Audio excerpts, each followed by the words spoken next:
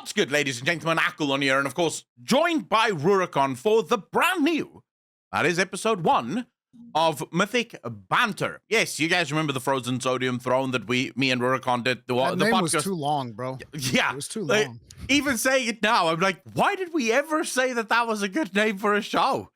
But it's Mythic Banter now, right? I wish I could say that it is upgraded and better than what it used to be, but it really isn't. Worse. It's the same thing. Whoa, bro. Why is it worse? Like, this is the first episode? This is the first episode? Like, it could be the best thing ever. I mean, right? Listen, we have to do like Hidetaka Miyazaki does, which is we always under promise and then we brutally over deliver. That's how you get it done right there. I'm good with that. Let's do that. All right, so I promise that you're going to be bored out of your fucking mind throughout the whole of this episode. We have absolutely nothing to talk about. Me and Rurikon are just basically going to sit here and entertain each other for 2 hours or so, and then you'll leave. So, yeah, thanks for joining. Yeah. In future episodes, we will probably be joined by Mr. Sebiwebs TV, but he was an absolute mad lad playing Kingdom Hearts 2 on his stream last night and going for 17 hours. So he's sleeping. That guy's not gonna have a voice by the time he gets to be my age. He's a young buck right now, but eventually he's just not gonna have a voice. I struggle to speak nowadays, dude, because I run out of juice. Like whatchamacallit, my vocal cords, they're not well greased enough. This is why I'm always like sipping water. See, I can do. Yesterday I did 8 hours, almost 9 hours on Twitch. No, 8 hours. I can do 8 hours pretty easily. I've even done 10 hours, and it's not too bad. But I will say, after about the 6 hour mark, you do start to feel it, right? Like your voice. How old are you? Me, I'm 39. Oh, you're getting there. Just you wait. I'm basically a retirement age, right? You're a fossil. Yeah. Well, fucking hell. On the internet, we should actually rename the show to just Grandpa's React. And then that's it, right? Because Grandpa's React. For a second, I thought it was Grandpa's React because of your African accent. No, Grandpa's React. We should just name it that and be done with it at this point. But anyways, we have a show, and I hope that you guys are going to enjoy the show. We don't have a Patreon. We don't have anything else. We have this channel and your likes. So do that while we entertain you. We might have other things, but we don't have right now. Anyways, okay, so on to the first thing. Now, I had a beautiful show outlined, ladies and gentlemen, that I knew everything about. I knew all of the topics. And then Rurikon came in and he added a bunch of topics that I don't even know about, right? So the first topic on the list is Nintendo Direct. Now, here's what I know about Nintendo. I didn't realize you were going to follow my order. Dude, you gave it to me. I'm just following it. I'm just following what you said, right? I'm just doing what you said, right? So that's fair. That's fair. That works. Yeah. It's Nintendo Direct. Now, I know absolutely nothing about Nintendo, other than the fact that they're a pretty scumbag company that has scumbag stuff to creators every once in a while. But their games are apparently out of this world. Right, so people sort of go nuts for their games. I've never owned a Nintendo, so Rurikon, educate me on what's going on here. You've never played a Nintendo console, I don't think so. I mean, no, I didn't play them growing up, but I know that I'm definitely in the minority because in Europe, Nintendo was not very popular back when back in the days of old, Sega were the ones who were winning the battle in. Sega in South Africa was also huge. Sega was huge. I had a Sega. Yeah, see, we're in those countries that basically Sega was winning the console war, and Sonic the Hedgehog, bro. Sonic the Hedgehog. I was playing the shit out of Sonic the Hedgehog on my Sega. Was it also called Mega Drive in South Africa? Or was it the Sega Genesis? Or was it the Mega Drive? No, I think it was the Sega Genesis.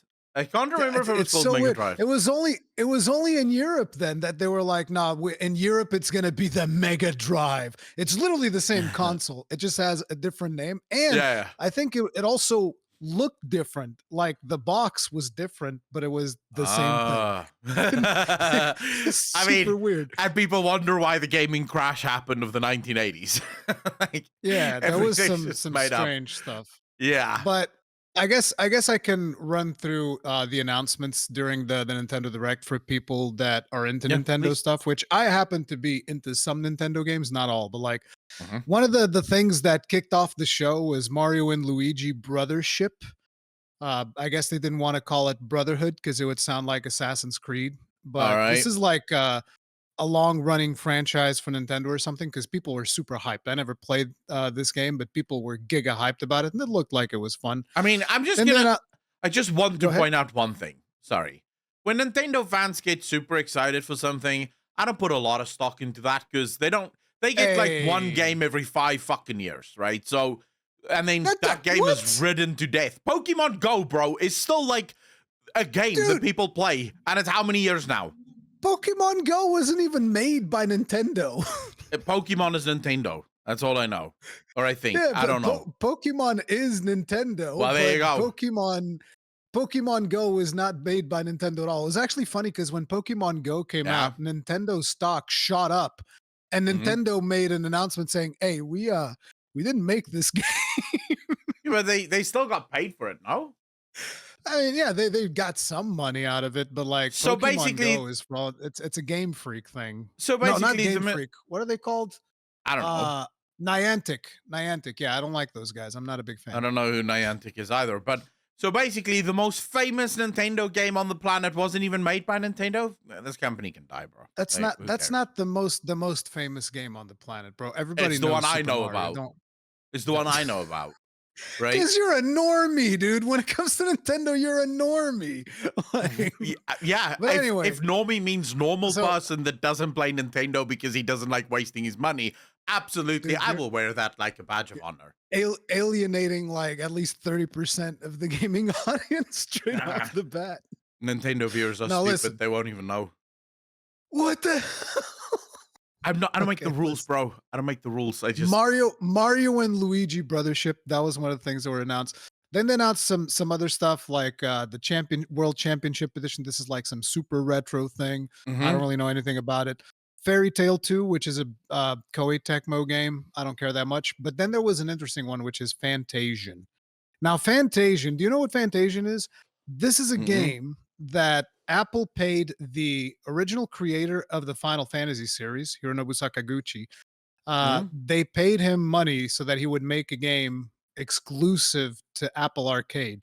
So this was only on mobiles, and it was called Fantasian, and now it's coming out Okay. on On being published Nintendo. by Square Enix. Yeah, it's coming out on the Switch. Is it a And remake of that, or is it just no, no, no. another? Uh, um, they're calling it Fantasian Neo Dimension. Probably has a little bit of extra DLC or something, but fundamentally, Okay. it's the same game that came out on mobile. And I've Oh, been okay. wanting to play it, so I was like, I don't play games on mobile, bro. So it's like now that you've released it on a console, now I might play it. Oh yeah. But yeah, The only people more stupid than Nintendo viewers are mobile viewers. Mobile gamers okay. are like bottom of the barrel. You know. I mean, Absolutely. I share Echo's opinion on mobile gamer. Like, I'm sorry, bro. You play on a phone, it's like no, but not Nintendo fans though. I think Nintendo fans are all right. All right. Wow. So Kiss I ass. kid you not, this next one's gonna make you laugh your ass off. Hmm. Hello Kitty Island Adventure. I don't know. Fuck that, bro. Listen to what I say. This I'm is. not joking. Oh man, this is. I can't do this. I like Nintendo. Man, this is not even really a gaming company at this point. Like seriously. The- Like, dude, you need to understand this is a third party thing. This is not a Nintendo game. yeah, Okay, but it's it's on just coming Nintendo. out on the Switch. Yeah, it's probably coming out on PlayStation as well. It just That happened doesn't to be make it featured at the better.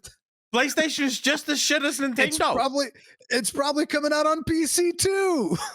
No, it won't. I don't We're know. too cool I for don't that actually shit. know if it is. I They don't know don't if it release actually shit is. games on PC, only But on yeah, console there and was Nintendo. listen.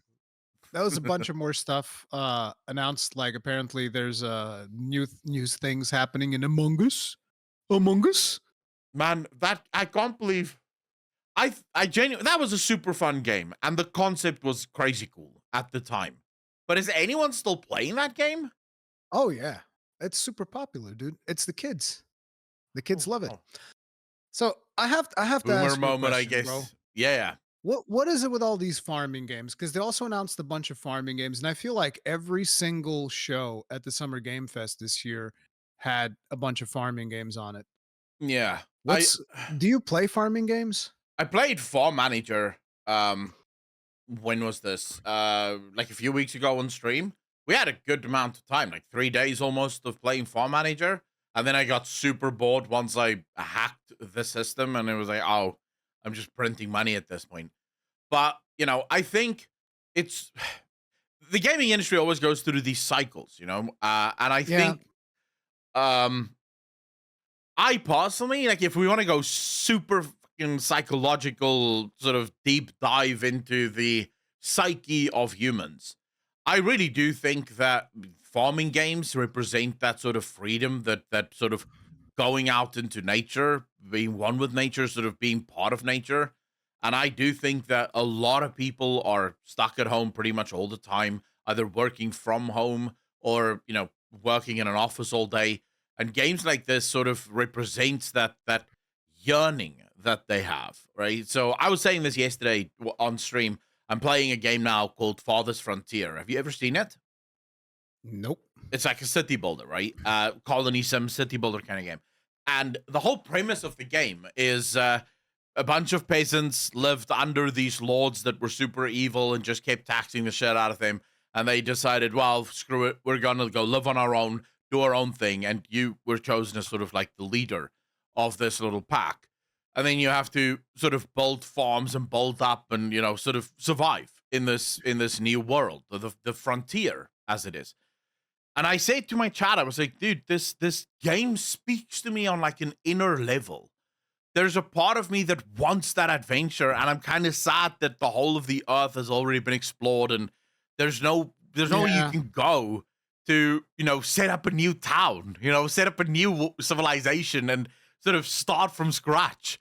That adventure is, I think, what people yearn for, and I think farming games, to some extent, tap into that. That grand adventure. Of owning your own stuff and not being beholden to See, our corporate my overlords. my fantasy is more so like, unfortunately, we were born too early to explore space. So it's like we're not gonna have our own spaceship. Because my thing would Oh, be like, bro, I'd love to just have my spaceship be oh like a yeah. space trucker where you just go from space station to space station and you haul goods, and it's like, oh, this good is super rare on this other system, so I just Yeah. go that way. Like, Hmm. that's why I played a ton of Elite Dangerous. God, I was addicted to that game. But Have you ever seen, yeah, by the way, have you ever seen The Expanse?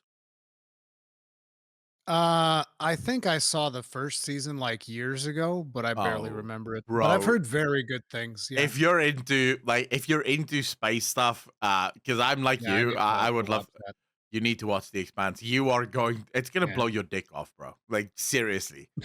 It's gonna blow your dick off. You're gonna neglect your wife and kids as a result of that show. Like, guaranteed. I'm already doing that. So Well, you're gonna do it more. But, yeah, so there are a bunch of farming stuff. I think that farming right now is going through a phase like battle royale where everybody's trying to capitalize on it. So I don't Oh know, yeah. but yeah, they announced like a remake of a Donkey Kong game. It's Donkey Kong Returns. All right. They announced the remake of like a super classical game. It's getting that HD 2D treatment. Dragon Quest 3. Which I never really got too into the Dragon Quest series, but this looks Mm. really, really good. So, Dragon Quest 3, that'll be pretty Yeah. fun. I mean, Bunch of more games. Marvel announced, I mean, you played arcades when you were a kid? yeah, to some extent. Although, like, when you say arcades, what do you mean?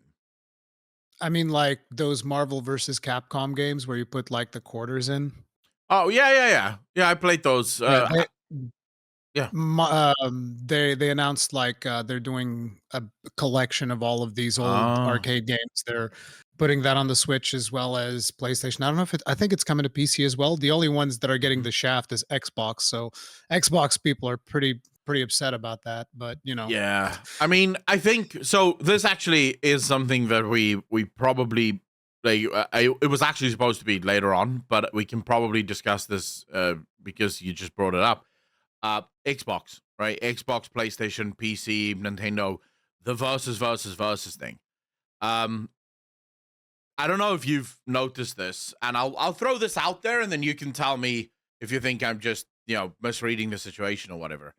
But it really feels like Xbox has thrown down the gauntlet on pretty much every single one of these gaming companies, and they've gone, all right, let's see you guys make the next move. So I don't know if you've watched the most recent Xbox game reveal thing.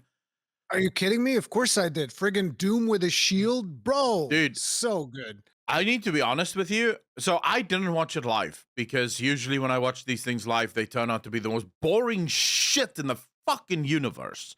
So I just said, I'm not watching it live. I'll watch it on my own. And then halfway through, I was like, bro, I should have watched this live. Because every game they announced, I'm like, oh, I want this. I want this. I want this. It was literally just W after W after W of just insane fucking games that's coming to the gaming industry or coming to Xbox. But if you noticed what Xbox did, almost none of those games are Xbox exclusives. They are coming I to think none of them. I think none of them were Xbox exclusives. All of yeah. them are coming to PC.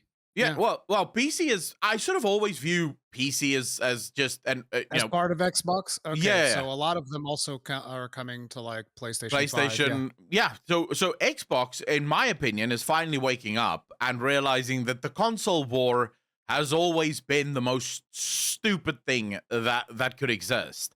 Mainly because I think personally, the console wars has deprived console players of the most cutting edge technology when it comes to consoles. Allow me to explain. If the onus of a console is the games on the console, then that by definition means that I don't have to push the technology of my console as far because I just care about the exclusives that I can launch on this console. And even if this console happens to be worse than what it could potentially be, it doesn't matter. I still have the exclusives. However, if no one have exclusives and everyone is playing basically the same game, our console needs to be the best for people to play it, then gamers win, right? At the end of the day, because you're going to get stronger and better consoles as a result of So it. there's a thing that I think you don't understand because you mostly play PC. I mean, not mostly. You only play Yeah, I'm PC, but exclusively PC. the thing is for a lot of people this isn't just about having the latest and greatest hardware. For a lot of people Hmm. it's an economic thing. For other people it's also a convenience thing, and both of these are factors where consoles far outweigh PCs. Because Yeah. like, even though there's this notion that every now and then you see somebody coming out, I can make a $500 PC that'll beat a PlayStation 5. And I was like, okay, I know that your mother dropped you on your head when you were a child. You're not Yeah. doing that. You're just No. not doing that. And then there's people that come at me with like, oh, but I can get this part at this price. And I was like, okay, so you stole a part from the back of a truck and now you're gonna make a PC with it. How's everybody else gonna is everybody just gonna start stealing shit from trucks to Why build their not, bro? PCs? It just doesn't Why not? happen. And then the other thing that people forget is that sometimes they'll be able to match the hardware, but Mm. then they forget that like Windows is not as well optimized as like a console operating system, which is specifically designed to run games. Yeah. Whereas Windows is designed to do a whole lot more than that and takes up more of your resources. Yeah. So, Like, look, I'm. you need a little bit better hardware Yeah. than Yeah. the console to get to that same Oh performance yeah. level. But regardless of that, I'm so 100% it's like behind you there, the right? yeah, Mm. the point that I was making is like for a lot of people, it's about convenience and it's about price. And if, say, for instance, consoles are getting updated every 2 years, Yeah. you're going to alienate that audience. That Oh is yeah. No, one of the reasons obviously. why you don't get as many. Because, like, bro, if Sony could make a profit releasing a new PlayStation every 2 years, they would. If Mm. Xbox could make a profit releasing a new Xbox every 2 years, they would. But they're aware that they're going to saturate the market, they're going to segregate their player base, and you're going to lose another thing, which is optimization. Because, like, right now, a lot of the games they run as well as they do on PlayStation 5 when they do, because there's also nightmare stories of games coming up on PS5 that run terrible. Like a recent one would have been Lords of the Fallen. And it's funny Mhm. because it runs terrible on PS5. And guess what? It ran even worse on PC when it came out. So Of it's course. like, so Of fucking it's just a course. situation where it's just terrible all around. So these So developers went and they said, listen here, we're going to be fair. We won't optimize for shit, right? So yeah, everyone gets the same shitty experience I they mean, want. it's not super fair to go that way because Yeah. I actually tried helping out the developers optimizing the game because it was Mm, so rough when it yeah. came out that I was trying to play it and I was like, I can't play this. At a certain point, they Mhm. invited me to stream the game on their Steam page. And Yeah. so I go to their Steam page, I streamed the game, and I kid you not, in the first 10 minutes, I crashed the Oh, fuck me.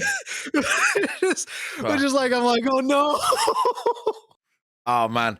This is I'm, something I I'm trying do. to show this game to people. It's like Th- explodes in my face.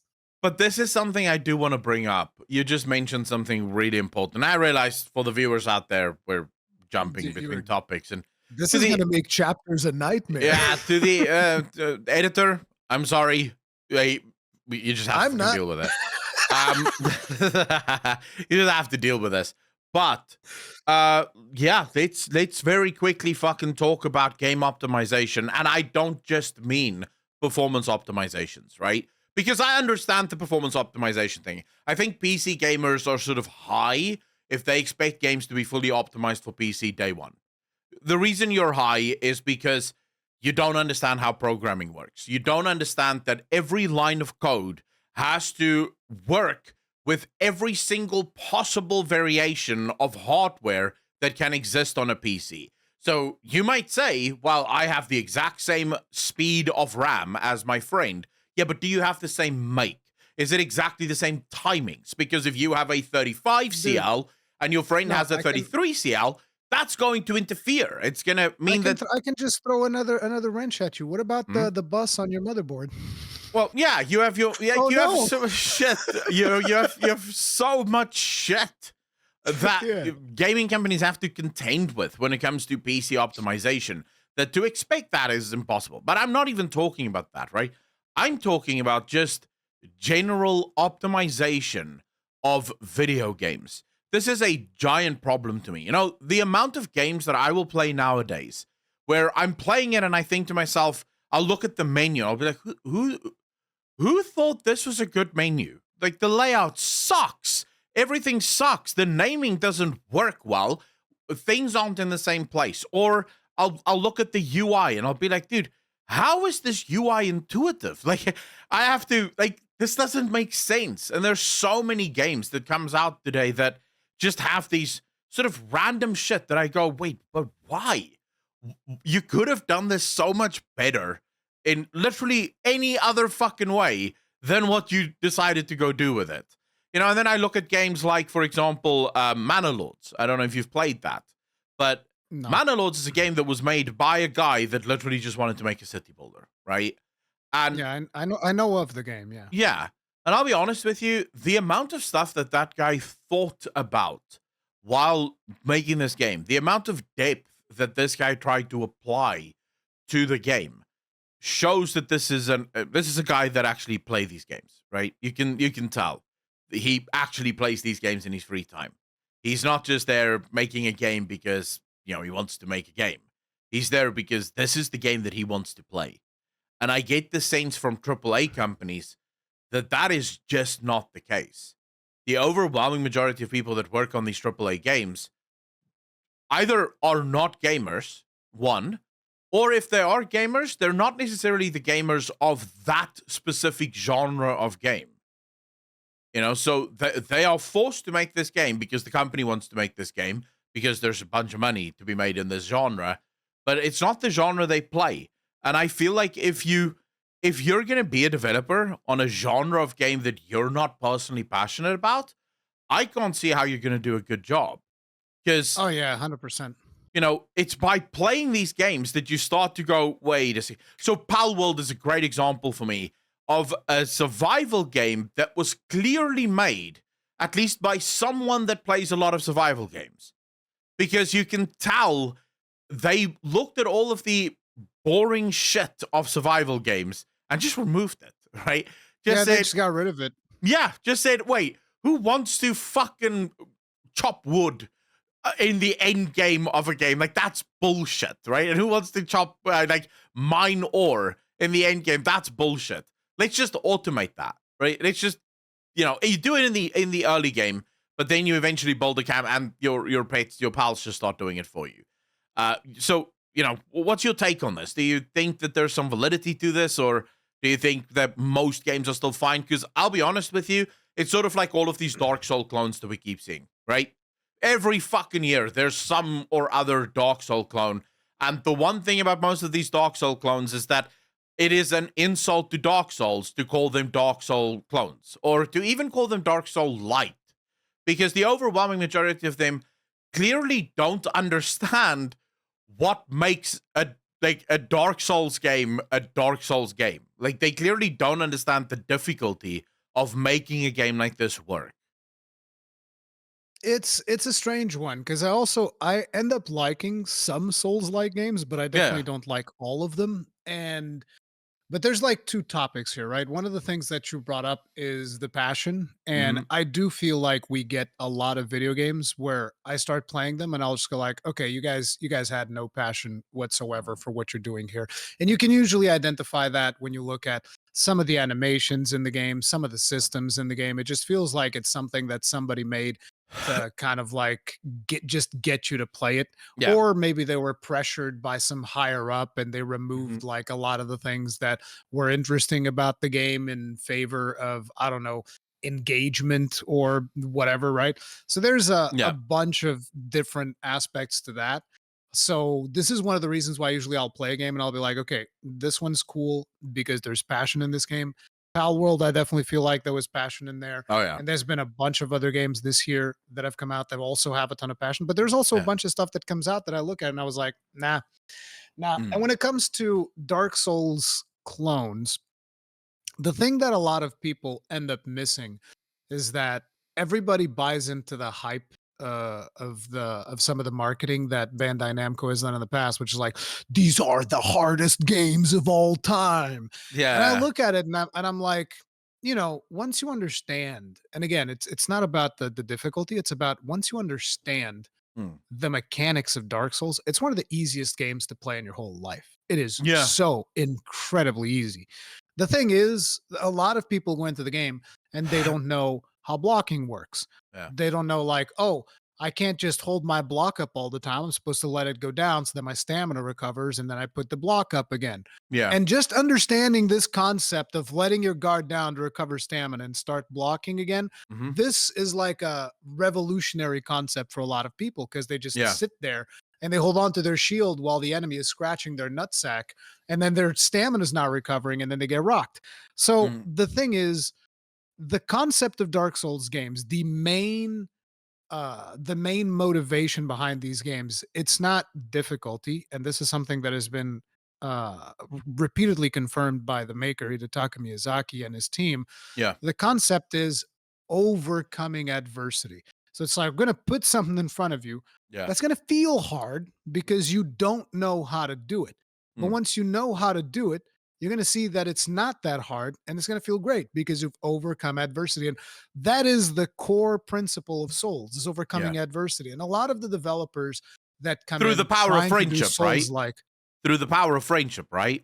no, no, not through the Oh. power of friendship, through the power of unrelenting perseverance. Um, but a lot of the developers that come out afterwards, the only thing that they see is, oh, people like hard games. We're gonna make our game so fucking hard, bro. It's gonna be nearly impossible. And then they put Yeah. their game out and nobody wants to play it. It's like, you made a game that's almost impossible. Yeah. Congratulations. You're gonna really appeal to the super hardcore of the hardcore, but that is not the appeal of a Souls game. Yeah. So, that ends up being what ends up happening with a lot of Souls clones. Having said that, there's a lot of good ones. Like Lies of P was pretty good.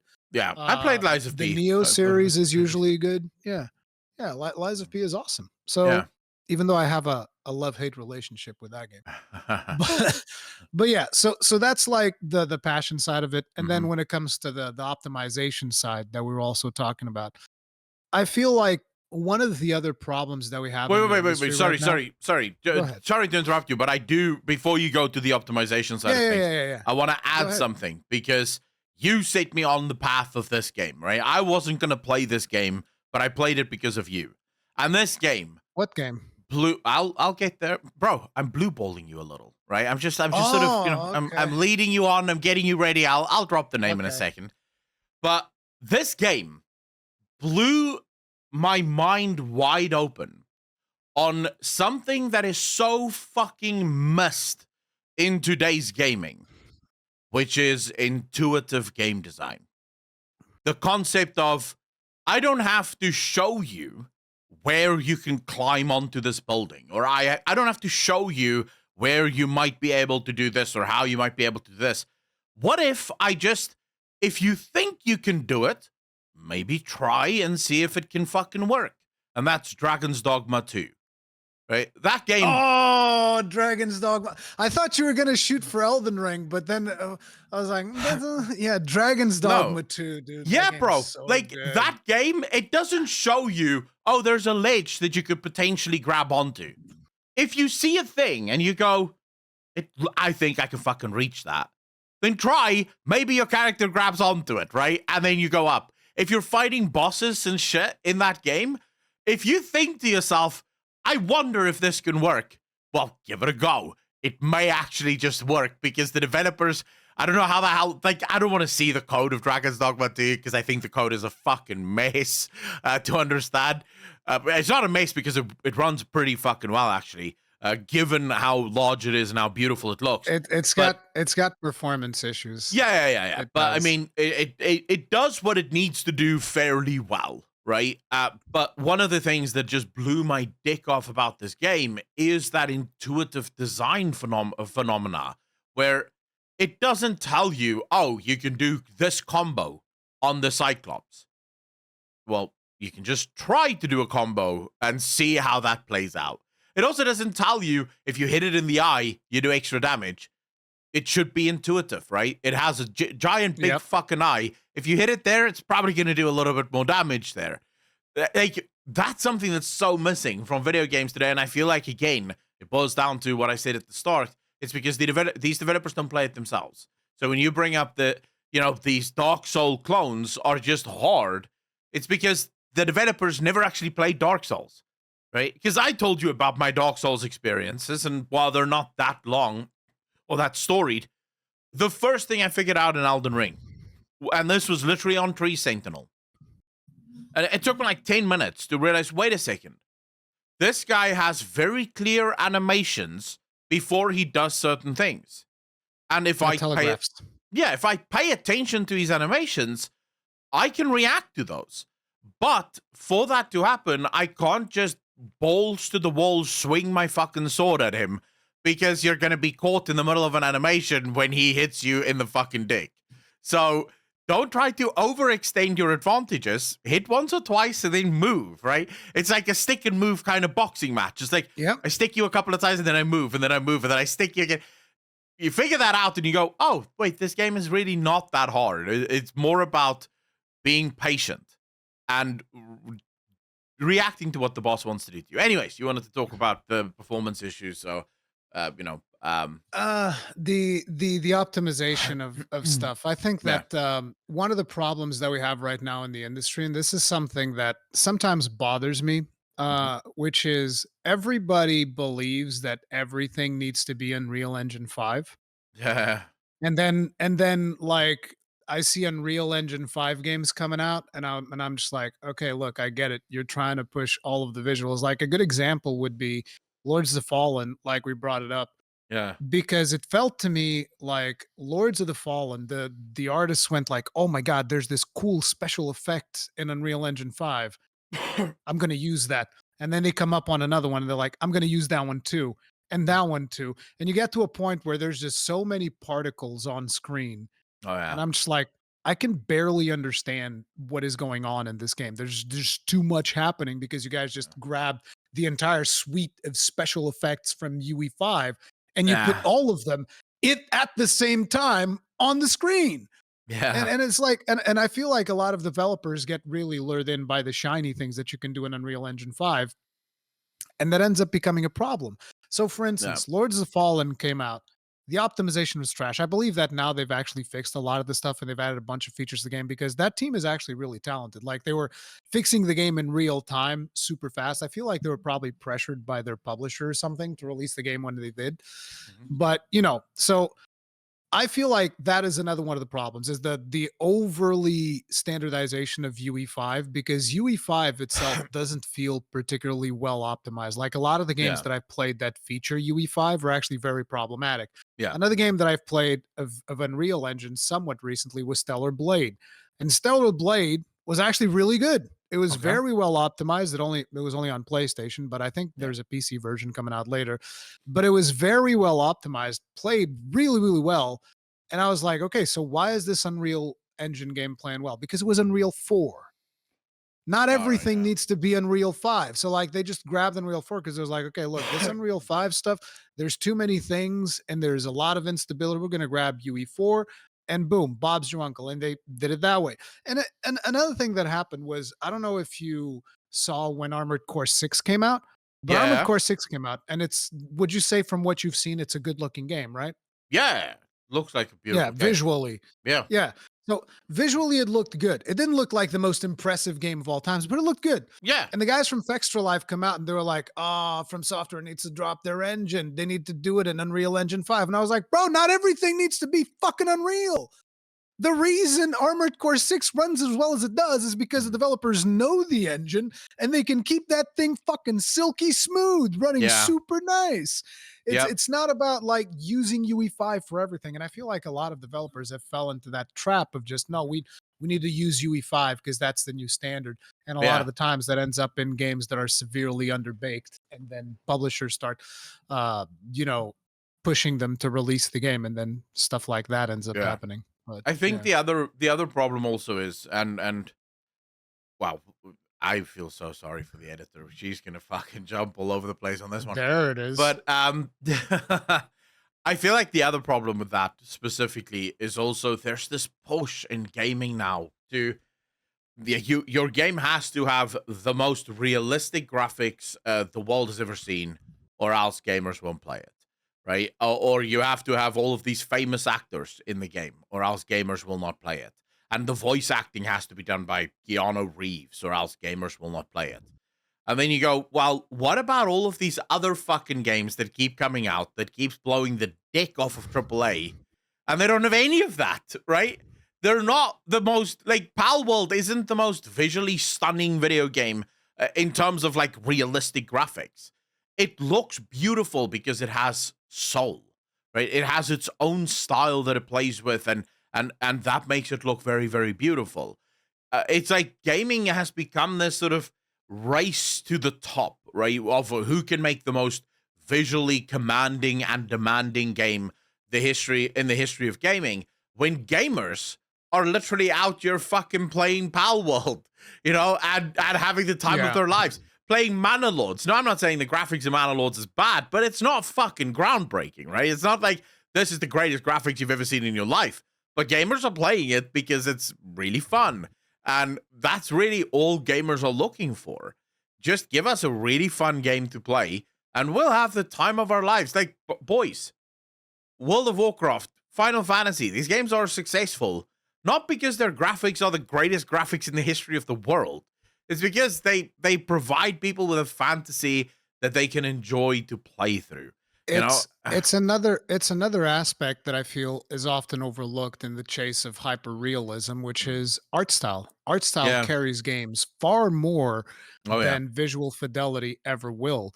This is True. why, you look at games like World of Warcraft, that's what holds it up. It's the art style. It's a gorgeous looking game. Same Yep. thing for Final Fantasy 14. That's what holds it up. It's the art style. It looks good.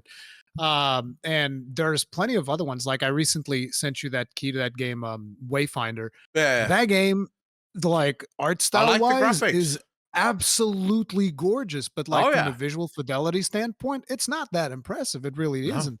But the art style is what carries it. But I think I you know, had that, when we reacted to the cinematic, there was someone in my chat that went, "Oh, the graphics look like 2005." And I was like, bro, it all looks the same, which is what makes it beautiful because the art direction is cohesive, right? You can tell they wanted to have a stylized game, and the stylization of the game lands. It works because the stylization. What breaks stylization and what breaks my brain, and this is where I will complain, is if, for example, in Wayfinder, they just had a normal fucking, like, a normal looking cup or some bullshit that you can see as just an asset that doesn't fit with the actual, like, art style. No. That shit breaks it, right? But as long as the art style and the art direction is cohesive, you can make phenomenally looking games without it being like high fidelity graphics. It doesn't, not every game has to look like Cyberpunk 2077. Like, it's awesome to play a game like Cyberpunk 2077, right? It's awesome to see those graphics and how realistic it is and how beautiful it looks.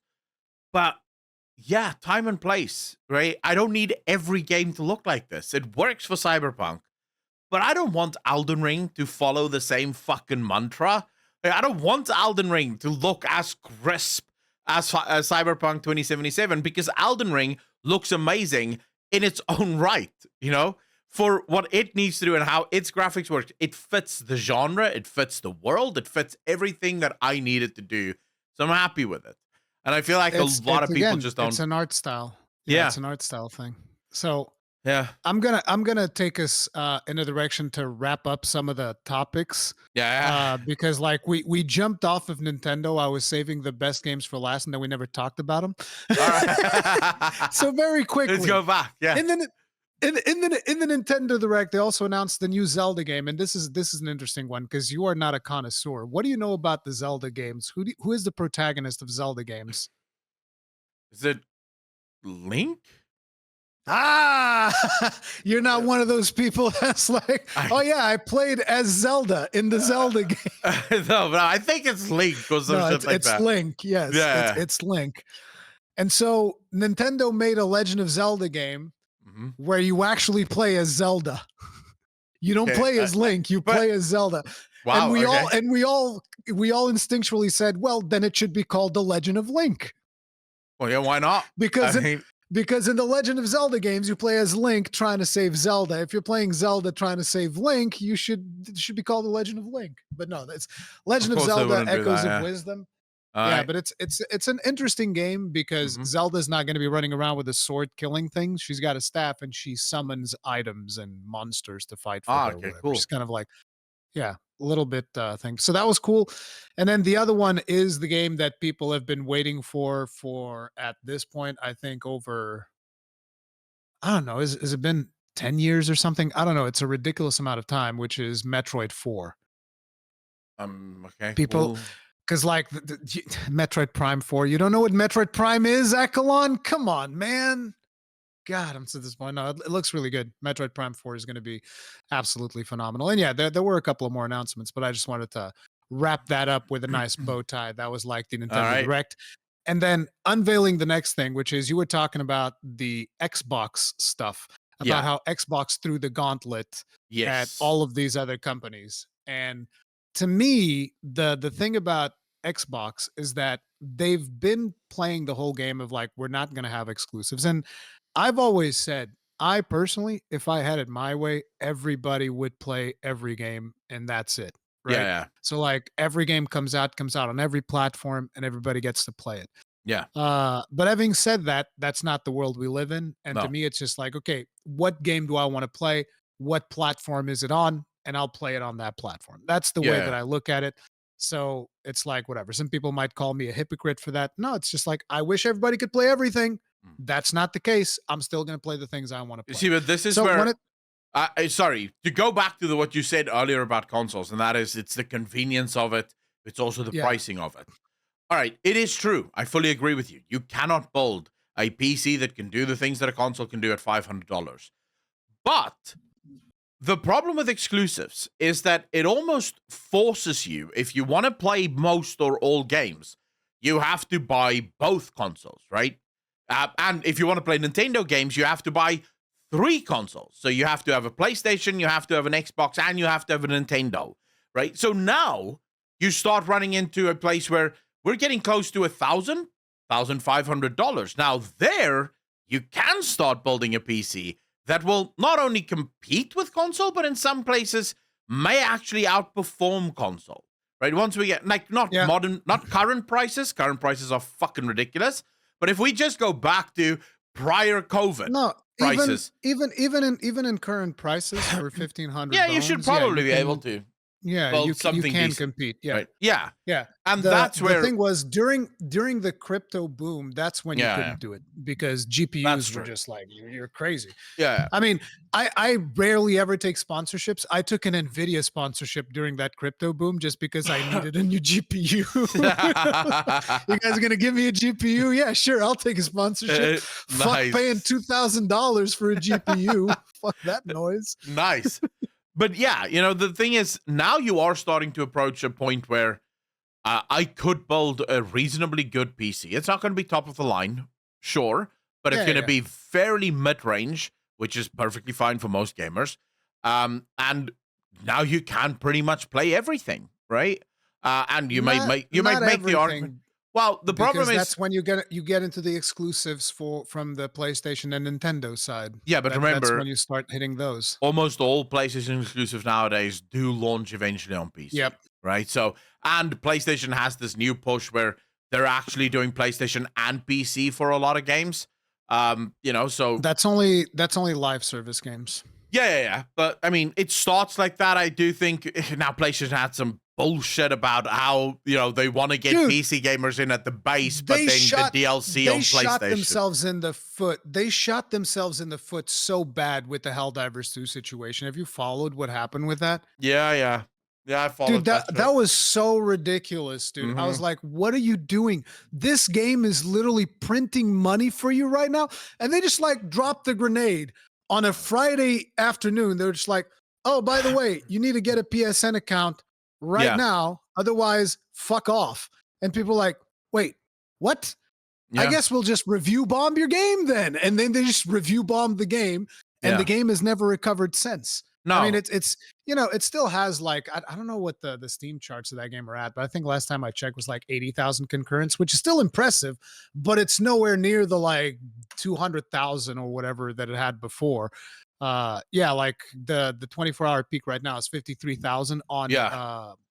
well, it's not weekend yet. Today is Friday, right? Yeah, I Hmm. don't even know what day it is, but it's never going to go back to the way that it was. There are also other issues with the game, but fundamentally what Sony did Mm. damaged the game's reputation forever. And Yeah. then they just let those developers burn the entire weekend, receiving the full brunt of hate from the internet while the Mm. developers are just like, "Bro, this Oh isn't yeah. us. There's nothing we can do about this." And people are like, "We Yeah. fucking hate you. This is all your fault." And then, people are also, "This is all Sony's fault." And Yeah. eventually Sony says, "Oh, you know what? Actually, it's all good, guys. You're not gonna need to have a PSN account." And it's just so dumb. And then they release God of War Ragnarok, Hmm. which is a single player game, Yep. and they go like, "By the way, you need a PlayStation Network account to play this game." I Yep. mean, they haven't released it, they're going to release or whatever. Yeah. But it's like, why would you request people to get a PlayStation Network account to play a single player game? And See then they the did the same thing for Ghost of Tsushima, Yeah. which is another amazing game. Yeah. Why? But you see, this is the thing. If you follow everything PlayStation said, it starts to make a lot of sense. So PlayStation's CEO actually came out in not an interview, but it was sort of like a developers direct to not a developers direct, an investors direct, where he was talking specifically to the investors, and he explained that PlayStation currently has a new strategy, and the strategy is release the game on PC. So the base game goes on to PC. Yeah. This gets the players involved in the game. Then, when you do a DLC for the game, you make it an exclusive PlayStation DLC because that Yeah. means that the PC players are now hooked on the game, so they'll go buy a PlayStation so that they can play the DLC. And I was like, motherfucker, do you know PC gamers? So Like they so let will, me so on let me tell you principle, something. not fucking buy that game just to shoot you themselves in the dick so they can shoot you as well. So listen. Let me Yeah, let me tell you two very cool things about that announcement. So, yeah, number one is like you've pointed out, PC gamers are, and by the way, I include myself a little bit in that, even if I'm not as hardcore as a lot of PC gamers are about this type of Mhm. stuff. Because, like I said, I'll play the games on the platforms they're on because I'm a content creator. I need to play the games. Yeah. So, but the point is, PC gamers will not even buy your game on PC if it's in the wrong fucking launcher. Oh yeah, yeah. If it's in the wrong launcher, they Oh yeah. won't buy it. Like, you'll release the game on Epic and people will be like, no, fuck you. I want it on Steam. Okay. Yep. So it's Yeah. like you're expecting this crowd that will not even install a different launcher on their computer For to go out free. and buy a whole new platform. Yeah. I mean, the Yeah, launcher is they free. won't. Yeah, the launcher is free. They won't install a free launcher on their PC because they don't like the people running that launcher. And Yep. you're gonna go to these people and tell them like, okay, so now you buy the console. So that was part number one, and then part number two is the guy who said this is Herman Holst. He's the CEO, one of the CEOs of Sony, of not Yeah. Sony, of PlayStation. Yeah. Which PlayStation right now has two CEOs. It has that guy and it has a Japanese dude that I don't remember his name. So there's a double CEO approach.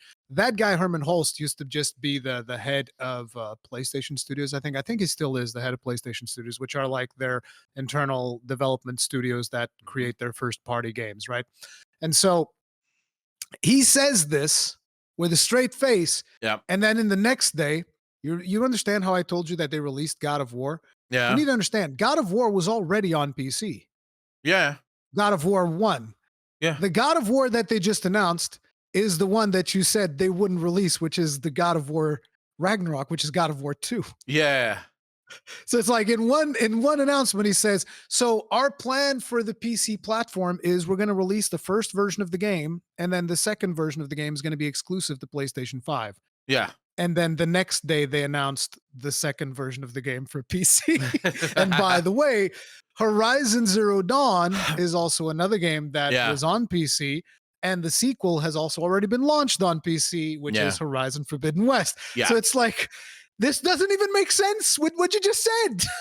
See, I'm hoping that what he said was just to sort of placate investors that might be a bit jittery that PlayStation is going to give up their exclusives.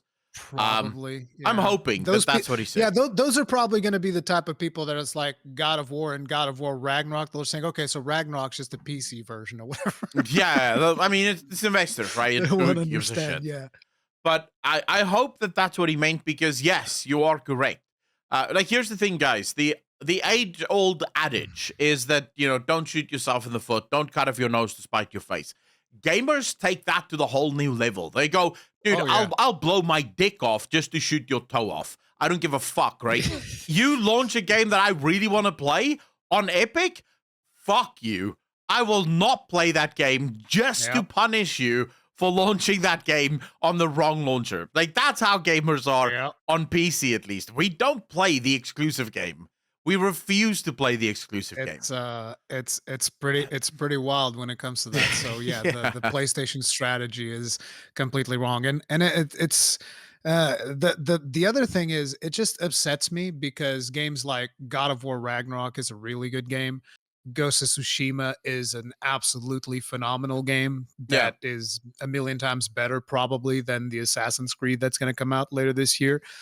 And it Don't get me just started on it again, bro. sucks. Yeah, and it just sucks to me that all of these games are getting hamstrung and they're getting, like heavily criticized by the gaming community because of Sony's practices of like, oh, you're going to need a PSN account to play my single player game. It's like, I mean, no, don't do that. That's not smart. Yeah. The other But, problem also is people will point to it and say, well, Helldiver still has players and Ghost of Tsushima still has players and it does pretty well. And it's like, yeah, imagine how it could have done if you didn't put that in there. Because I'll be honest with you, I wanted to get Ghost of Tsushima. But when I heard that I'm gonna need a PSN account, I was like, dude, I'm not fucking making another account. You only need it on Ghost of Tsushima, you only need the PSN account for multiplayer. You don't need it for single player. So I don't fuck it, then I'll get it. Yeah. Okay, then we're good. No, then we're fine. No, I genuinely, when I read that you need a PSN account, I was like, bro, I'm not buying this game for that. And that's genuinely how PC gamers think. It's Yeah. like, wait, you want me to make, dude? I'm angry at the fact that Final Fantasy 14 has its own launcher and it isn't just the Steam launcher. Like that pisses me off. That's how gamers on Oh, PC yeah. work. We're like, bro, I bought this game on Steam. Just use that fucking account. Don't let Yeah. me make another account somewhere else. Just use this one. I have this one. It's fine. If I could, I would have Blizzard and everyone drop their launchers and just make it all on Steam, right? Make everything on You Steam. you do I have you do Steam. understand this is not necessarily a good thing because No, it I is. don't know I agree with you. I don't know what's gonna happen when Gaben dies. Because like right now, Steam is being, run somewhat user Yeah. what am I gonna call it? Like somewhat decently for consumers. It's not perfect, but it's one of the best platforms out there. Oh yeah. And one of the main reasons is because Gaben runs a very tight ship. Yeah. When Gaben dies, I am so scared of what's going to happen to Steam because, like, while Gaben is still alive, there's even like the whole Steam kill switch thing, which is if Steam goes out of business, they'll release all of your games that you own. You can Yeah. download all of them, do all of that. It's like I don't think that kill switch is going to be there when Yeah. Gaben dies. Oh yeah. I think that's one of the first things they'll remove is like, no, you don't own shit, motherfucker. That's like number one. The second Steam kicks the bucket, not Steam, the second Gaben kicks the bucket, like some fucking snot nose corporate motherfucker comes in and he's gonna go like, y'all motherfuckers don't own shit. That's what's gonna happen. I think the thing that makes me happy about Steam is the fact that if you listen to Gaben speak as well. So do you know that there's just over 300 people that work for Steam? It's like a super small company. I'm not aware. I'm not aware of this team size. It's like a crazy small company. And the reason for it, and Gaben said it, there aren't many people in the world that could work for Steam. Because he has like ridiculous things about hiring people and the kinds of people that he hires. So he only hires people that have the same sort of outlook as he does about gaming and about gamers and how, so that's the one thing that I think Steam has that most of these big conglomerates don't have. And it is something that you learn in the business world quite quickly. And they talk about company culture. Right? So every company has a culture. Most of these large companies have no culture because there's just too much turnover. There's too many developers or too many people working there. So there's no real culture that develops, and the culture basically just becomes backstab your way to the top. Whereas with Steam, the company is small enough that it probably has a ridiculously strong culture because Gaben only owns, I believe he doesn't even own 50% of the shares of Steam. Like the private share, because it is a company, it has private shares. The overwhelming majority of the shares of Steam as a company is owned by the workers of Steam. Gaben owns like 25 or 30% of Steam, something to that effect. And even then, the workers have never overruled him, never tried to push their own brand of bullshit into it. Now, that doesn't mean that companies can't go bankrupt or can't go morally bankrupt. Obviously, they can. And yes, I understand the point you're making, right? Is that you don't want one company. It's one of the fears with Microsoft. Microsoft is growing to the point now where, on the one hand, I said to you before the thing started, looking at the Xbox showcase, I was just like, dude, what the hell is this? Every game looks so good. It was fantastic. It was the best showcase in my opinion. Yeah, but then there is the side of me, the more like where we talk about gaming and we care about the state of gaming, and you go, dude, this is not good for gaming as a whole. Because this showcase alone, if once all of these games come out, and if you didn't know, most of these games are poised for 2024. So it's coming out this year.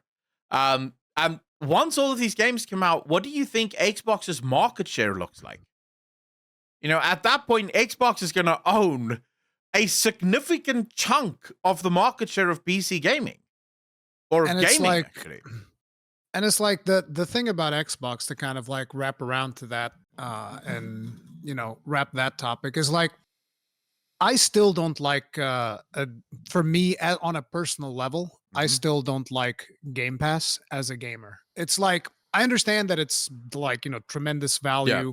and whatnot. You get your subscription and you get all of these games. Like now you're even going to get Call of Duty when Yeah. it comes out, which was a big incognito that people are wondering, are they going to put Call of Duty on Game Pass? Are they not? Because Yeah. it's a huge gamble. They're going to miss out on a ton of guaranteed sales of Mhm. $70 for that game Yeah. in favor of Game Pass. It's going to be absolutely insane. There's going to be a ton of people that are going to subscribe to Game Pass for that. I just don't like the concept of consuming video games the same way that you consume Netflix. Yeah. To me, a video game is something special that I might want to revisit a year from now, and I do not want to be dependent on whether or not it is still in Yeah. the service whenever I feel like replaying it. But that's just the way that I consume games, so I understand the whole point. Yeah. But fundamentally, I really like the way that they do business and the way that they release games because hey, it comes Mhm. out on Xbox, comes out on PC. Now apparently Not it's even going to come out on PlayStation. PlayStation as well with a Yeah. little bit of the delay. I'm like, Yeah. that's good. More Yeah. people get to play the video game. That's fantastic. That's exactly in line with what I said. If it was up to me, everybody'd be able to play everything. So it's like, I Yeah. think that's fantastic. But at the same time, I don't like the way Microsoft does business because they released absolute bangers last year with, say, for instance, Hi-Fi Rush, and they even said, "Oh, this studio is amazing. They did a Mhm. fantastic game. This is awesome." And then this year, it's like, "Well, we just bought Activision Blizzard, so your yesterday's news get fucked. You're done." And they Yeah. just Yeah. close off 4 I studios. mean, And I was I just like, "Bro, what the fuck?" yeah. Yeah. These were I incredibly talented people. Like I played Hi-Fi Rush. Hi-Fi Rush was Mhm. fucking awesome. And it's Yeah. like these are incredibly talented people. And you said at the time the game met all of our expectations and met all of our internal metrics and all of this stuff. And Yeah. then you just fucking shoot them in the face and let them go. And it's like, bro, what are you doing? That's not Yeah. cool. And then I start looking at other studios, like for instance, Machine Games. They're working on the Indiana Jones game. Yeah. That's a single player game. What do you think's happening to that studio when that game is done? Yeah. Probably getting It's closed like, oh down. Yeah. yeah, guys. Hey guys, that was a really good game. Bye. And it's Peace. like there's another one, the Avowed. I Yeah. was talking to some friends about this, and I believe that most likely Avowed is Mhm. going to be relegated to become not Avowed, the studio behind Avowed, which is Obsidian. Yeah. They're the guys who made New Vegas, if I'm not mistaken. Yeah. And what's And gonna happen to them? Go ahead. they also made The Outer Worlds. the Outer Worlds. Yeah, the Outer Worlds. So they've made all of these really cool games. What's going to happen to them after Avowed is likely they're going to become Todd Howard's bitch. It's going to be like, okay, you guys are now a support studio for Bethesda. You're Bethesda slaves. Go do whatever the fuck Bethesda tells you to do. And Yeah. that's that. And that's like the better case scenario of them just not going, you know what? Actually, Avowed is pretty good. You're fired. Mhm. It's like because that's kind of like the company culture that Microsoft is Yeah. developing. Because when they bought Activision Blizzard, what ends up happening is like you look at the what Call of Duty brings in, what World of Warcraft brings in. You look at all these things, and then little games like Hi-Fi Rush become like a little blip in the radar. And they're just like, oh, this is worthless. It's not even worth the resources we're putting into it. These resources could be better applied on Activision Blizzard, and that's what they do. And it's completely ridiculous, and it fucking See, sucks. I heard So someone. they had a banger. They had a banger showcase. Mm. And those games are going to be awesome. Like Mm. I'm play the fuck out of Doom with a shield because I love shields. You know me. So it's like Mhm. I'm play the fuck out of Doom with a shield. I'm play the fuck out of Avowed. Mhm. There were there's also that the Western JRPG that they announced. You saw that Expedition 33. Oh yeah. I That thing saw. looked fucking phenomenal, dude. It looked Mhm. amazing. Then there's also Perfect Dark, which I don't know if you played the original Perfect Dark because that's like a Nintendo No, game. no, I've never played But that. like that's another like super cult classic. And Mhm. the version that they showcased looked really good. So that also looks good. Fable also looks good. And it's like, these are all things that I want to play. Actually, Fable Yeah. doesn't look Fable as looks good as I would like. questionable. Like Fable, yeah, it looks questionable as fuck. To be fair. The thing Uh, that looks questionable to me with Fable is number one, do I get to make my own character or yeah. no? Number two, how linear is it going to be? Because the way in which it would present it, it feels like it would be much more of a linear type of game, almost like a God of War. Yeah. And that's not what you would want out of a Fable game. You'd want like No. all those crazy choices that It's you get to make it's and whatnot. open. So It yeah. should be open. I mean, this was one of the first, I would say, really immaculately done open world games where it's not just a large open world and you sort of fuck around and don't know what you're doing. The game had a bunch of really cool. Fable 1 is still one of my all-time favorite RPGs because of just the detail of the game. You know, the kind of stuff that they think about in that game. It was just phenomenal. But I will agree with you on the Xbox side of things. But I spoke to someone who, I wouldn't say that they're an insider, but they know a little bit about what's going on. And it is my understanding that Microsoft is on a sort of, they're on a restructuring bend, but the restructuring actually kind of makes sense to me if it is indeed what they're doing. So basically what Microsoft is doing is they're looking at the studios in a way of saying, right, which one of our studios are super large studios that need to be very much almost left alone so that they can hyper specialize in very specific things. So for example, Blizzard, Bethesda, Obsidian, In Exile, these are companies that are masters of specific genres of video games. And they do those genres really, really well, and you don't want to fuck around with them.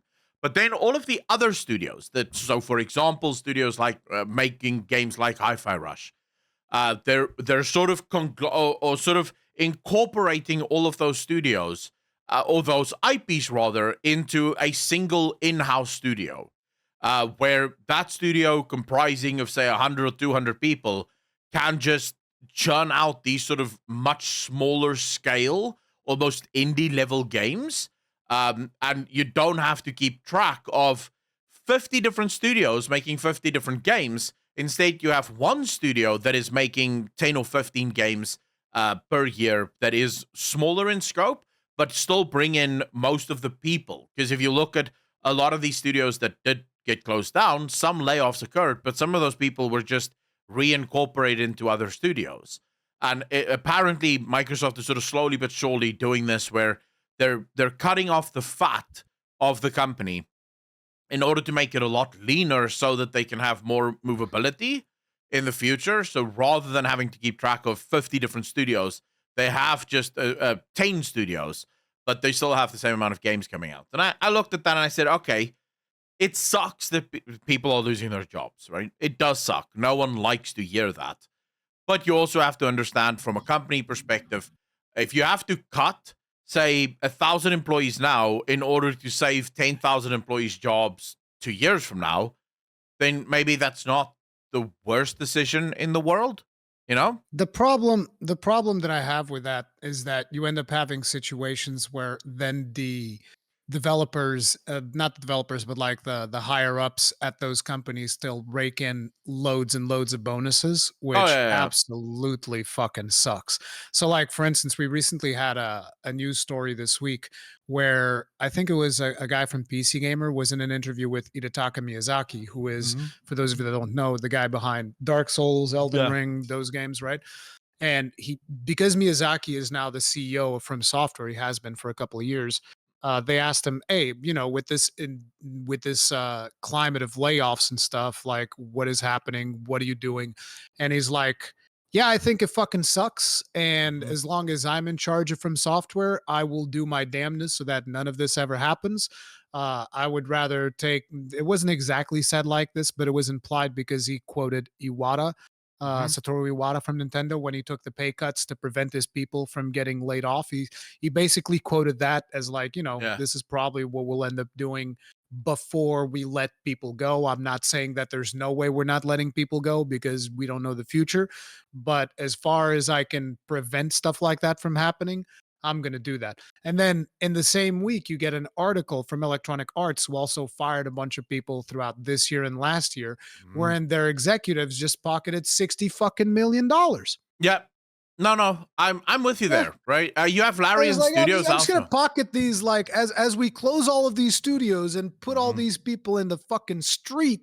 I'm just gonna pocket 60 million bones because that sounds really good. Yeah, but I mean, you have Larian Studios that say basically the same thing, right? The greed in the Yep. gaming industry is just unfettered. Yep. And this is true. This is, by the way, this is a great time for us to sort of transition into another topic of this show, and that is Marty McDonnell. Now, you asked me before the show. So yeah, Yeah. yeah, yeah, yeah. We're gonna get into that, but like I would Hmm. just like to point out that while a lot of these companies are doing this shit, You have Capcom, for instance, which not only hasn't had layoffs, Uh-huh. they've raised the salary of their employees over the last couple of years Good because of the guys. fact that the Monster Hunter has been successful. They're like, hey, Monster Hunter, Resident Evil, all of these things are popping off. Hey, raises around for everybody. Let's fucking go. Nice. From software, same thing. Rather than Mhm. fucking firing people, they've been expanding because their games are doing well. So it's like more companies need to follow suit of that, where it's like, hey, our games are doing well. Let's, raise people's salary, improve their quality of living, Yeah. because fundamentally, and we're going to transition right into the topic you were talking about, but Mhm. fundamentally, people who are scared of losing their job Mhm. are not people who are going to bring you games that are going to be good. Yeah, that's It's true. that simple. If they're scared of losing their job, their focus is like, I'm playing it as safe as I possibly can. Yep. This is why a lot of the games that get released nowadays play it like super safe and Yep. they take no chances whatsoever, is because I want to keep my job, bro. Yeah. It's like I ain't taking no fucking chances if it means there's a chance of losing my job. Yeah. And that's why you end up with uninspired slop. Well, But go ahead. I absolutely agree with you, and I think that's also just to sort of point out as we talk as we transition into so Marty Mcdonnell. For those of you that don't know, Halo music composer, also served on the board of Bungie. So Destiny 2, he did that for the last few years of his career before he left, and now he is retired. Now, the whole interview with Marty is actually mostly about DEI stuff in video games, but he did mention something that fits into this, and this is why I wanted to bring him up, that fits into what we were just discussing. And that is that he says, uh, while serving on the board of Bungie, he got to rub shoulders, obviously, with the executives, right? The people that make the big bonuses and stuff like that. And he said, not a single one of them has ever made a video game. They're not creatives. Like, he says this straight up. He says he has not met a single executive that owns a gaming company. And apparently, as a member of the board of directors, he didn't just meet with Bungie executives, he met with executives from all over the gaming industry. Not a single one of those executives have ever made a video game themselves, have any background in design of games in any way, shape, or form. They're all MBA business people or finance people, right? He says, and for them, the only thing they give a shit about is the bottom line. That's all they care about. Yep. And They don't look at let me gaming tell you as, yeah, something. yeah, yeah, go, yeah, It definitely tracks the fact that you bring up that this is Bungie, because yeah. I wrote off Bungie a long time ago. In the beginning couple of months of Destiny 2, I completely wrote them off because of what they did, which is really old news, and I always bring this up. People get tired of hearing it. I don't know if you know what happened with Destiny 2, but Um, fundamentally there was this thing about EXP that they've done. So the way that it used to work yeah, was the level cap in Destiny 2 is 20. So you get, okay, at least back in the day it was. I don't know what it is right now. But when the game released, the level cap was 20. So you'd get to 20, and then your XP gauge would still fill.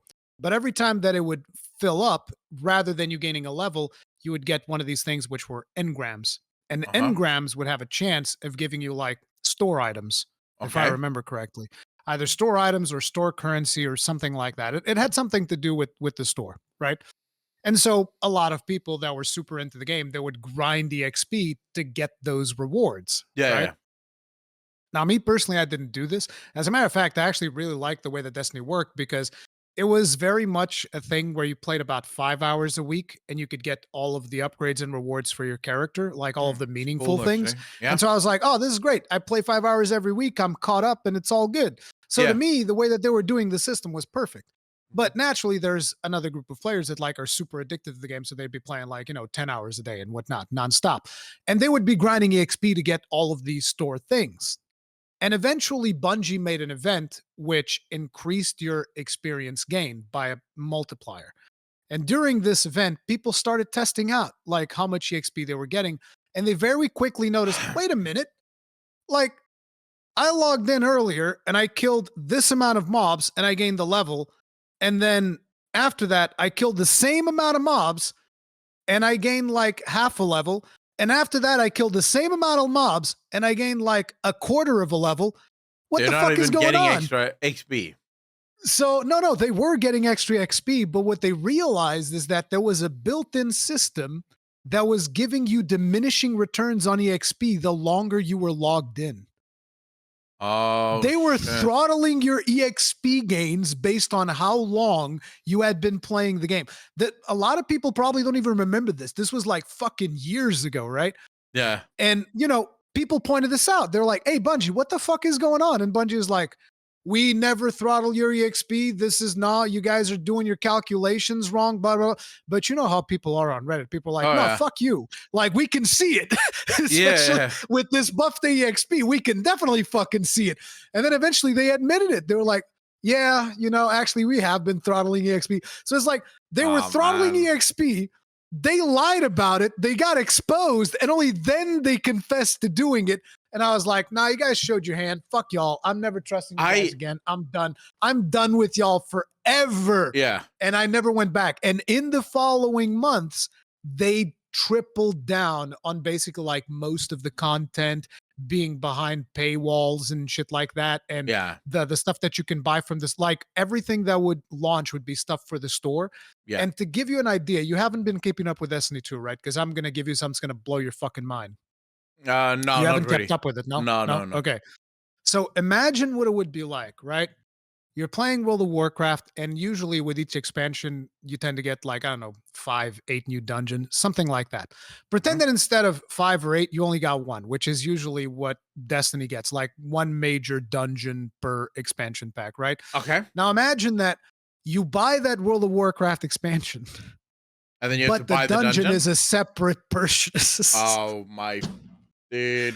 Come That's on, that's no. Destiny, and that's their community will defend them for it. Because like when I criticize Bungie for doing that, the Yeah. community comes back is like, everybody buys the season pass to get the dungeon. What are you talking about, bro? You didn't even play the game. It's like, you people are fucking mental. There's something wrong with you that you would Yeah. defend this business practice. Like, Dude, what the fuck? Of course I don't play your shitty game. Are you crazy? So the thing that pisses me off, right, about this entire debate is the same people that will complain and criticize the CEO salaries, right, and hate the Yeah. billionaires and hate the millionaires, are the same people that defend these practices. And it's like, Oh, yeah. like, bro, the reason they're getting these bonuses because they fucking managed to convince you that this is a decent practice to be a part of. Exactly. But I gave up on Destiny literally because I remember them being released from Activision, right? When they finally got free and they could now be their own I studio. was a little bit hopeful, yeah. And they popped they got worse. champagne apparently in the studio and they were like, "Oh yeah, we're finally free. We can make the games we want." And then they announced that the game is going free to play and they're going to be so customer first. And then they got picked up by PlayStation and they became one of the fucking worst companies ever with just monetizations out the wazoo. No, listen. They were I'm not saying that PlayStation improved or made things worse, but they became worse before they were even picked up by PlayStation. Oh yeah. But I mean, they got way worse before they were picked up, and then they but were picked up and just kept on being scummy. yeah, but I don't mean to say here that PlayStation is the one that made them worse. And I I'm mean, not defending PlayStation, by the way. I think I've done plenty of criticism because I know that the console war is going to come in. Here comes Rurikon, fucking Sony pony. It's like, no, bro, I ain't defending nobody. I've been throwing shots in all directions this podcast. I just wanted to point out that Bungie are scummy with or without Sony. No, but I mean that's the point I was trying to make is exactly that, right? Once they got free from Activision, they just became the worst version of themselves. They became worse. Like you almost look at that and you go, "Wait, so Bobby Kotick held you guys back from being the biggest scumbags?" Like, what the fuck is going on in Upside Down world? Imagine being the company that was held back in greed by Bobby fucking Kotick, dude. Dude, that is ridiculous to even utter, and yet it is so true. Yeah, But anyways, okay, so Marty Mcdonnell, well, and we're not going to go too deep into this because those of you that are regular viewers of my channel at least will know that I'm sort of a crusader for Gamergate 2.0 and the whole DI stuff. I'm not going to go too deeply into it. But Marty Mcdonnell basically discussed, just last night, I saw the video of him in an interview, and he discussed a lot of the modern day gaming issues that we have. One of them is these developers, but then also asked in this, do the developers actually care? He's like, no, they don't really give a shit about, black lesbian characters or black gay characters or white or black, or they don't care. They don't give a shit. The thing that they care about most, and this is actually going to give you guys a lot of insight into just why the gaming industry is as bad as it is. The thing that they care about is bad publicity, right? They don't want to be seen as offending some kind of special interest group and then be attacked for it. Now, you might think to yourself, okay, but wait a second. Why would that matter? If you say that these guys only give a shit about money and they just want to make as much money as possible, and the outrage from the woke crowd really doesn't affect the bottom line, but making your game more woke does affect your bottom line, how the hell does these things track, Akalon? It doesn't fit. It's because you don't understand how these gaming companies make their money. Most of these gaming companies don't make their money because of the games that they make. The vast majority of their money comes from shares, comes from people purchasing shares. It's being listed on the stock exchange. And right now, a lot of these companies on the stock exchange the stocks are selling because the stocks are being bought. And because the stocks are being bought, it drives up the stock price, meaning more people want to buy the stock. And so more people buying the stock drives up the stock price and vice versa. So this is sort of the model. It's a pyramid scheme. Now, eventually, the profits of the company will start to go down. Eventually, the actual gaming profits is going to crash. But that's going to take a long time to get there because a lot of these companies have legacy games out there, like EA, for example, with FIFA and Madden, right? These are legacy titles that is just so large that it's going to take a while for them to sort of crumble and fall apart. But you think about this, right? If a bunch of gamers are super angry on Twitter about, the next woke fucking video game that's coming out, no one writes articles about this. The journalists don't give a shit, right? The journalists attack the gamers on behalf of the company. And if you think about it, most of the investors in these companies aren't gamers, right? They're not hanging out on Twitter playing video games. They're business people. But if the game isn't woke and the journalists start writing about how this game, it happened with Black Wukong. Black Myth Wukong. Black Wukong, whatever the fuck, right? Yeah. You can say that because you're South African. yeah, exactly, right? But it happened to the Black Myth thing where they were attacked. Yeah. And even now, they're being attacked relentlessly by the gaming industry. And what does that do for an investor? It spooks the investor, right? The investor goes, whoa. Yeah. Fuck me. Okay, wait. Maybe I don't want to invest here because your company might not be around in a couple of years. Now, luckily, the guys behind Black Myth Wukong were like, fuck you, bro. We're just not going to give a shit. This is our game and this is how we're going to make it. But yeah, just sort of Marty Mcdonnal sort of confirmed what I think most of us felt. So that's what he said in the interview, that basically the reasoning is the articles that mainstream gaming websites publish end up affecting the stock prices of companies. Because I'll admit, I don't look into the financial situation of a lot of this stuff other than sometimes seeing, hey, how many million copies did this game sold? Is this good? Is this bad? Is this company going down? Is it not? Yeah. Other than that, I usually don't look into the numbers of things because it kind of bores me a little bit, the whole, the shares and the stock prices and whatnot. But so if that is the way that things are working, it would make sense why some developers would want to pander, let's call it that, to some of these media outlets if these articles end up being reflected on the companies. Now, the thing that bothers me, it really just is that a lot of these investors are super misinformed, because some of the articles that I've seen even just this week, like for instance with reviews of Elden Ring, it's a little bit weird to me how a lot of these reviews, and not just reviews, but even like some opinion pieces, can be taken seriously. So like an example of this would be, when Stellar Blade came out, right? There was a big controversy around it because there were a bunch of these news publications that were basically saying, "Oh, Eve is too sexualized," and blah Yeah, blah blah yeah. blah, and they were basically slandering the fuck out of And then Shift as Up. soon as Hades 2 comes out with the fucking same Oh amount of yeah, sexualization, like, oh, there. this is the greatest game ever. No, Look what do you at mean? these What do you mean sexual same? characters. It was in a way the characters that they brought up, which was I think it was Aphrodite. It was Hmm. worse because she was naked. Now Yeah, here's the thing to but that me, was beautiful, and by the way.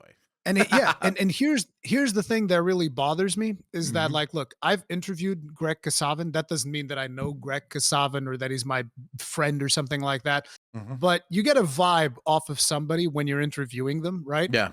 And I interviewed him back in the time when his team was working on Transistor. For those of you who don't know, Greg Kasavin is either the founder or the CEO, whatever the fuck. He's the big boy over at Supergiant Games. Hmm. Supergiant Games are the guys who make Hades. Uh huh. And the thing about it that really bothers me is that I'm 99% sure that Greg Kasavin doesn't want to be a part of this discourse at all. It's just like, hey man, we made a cool game. We hope you guys enjoyed it.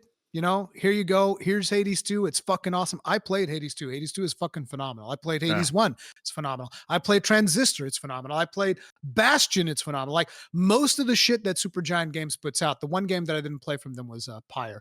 But most of the stuff that they put out is banger soundtracks, banger art, banger gameplay. I fucking Yeah. love their stuff, right?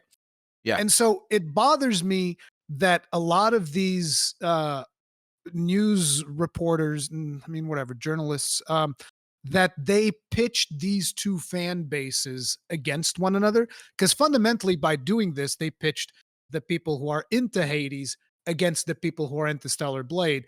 Because it's like, because people start saying, oh, you're being hypocrite because of Hades 2. And then they attack the Hades 2 fan base. And then the Hades Yeah. 2 in turn attack the fan base of Stellar Blade.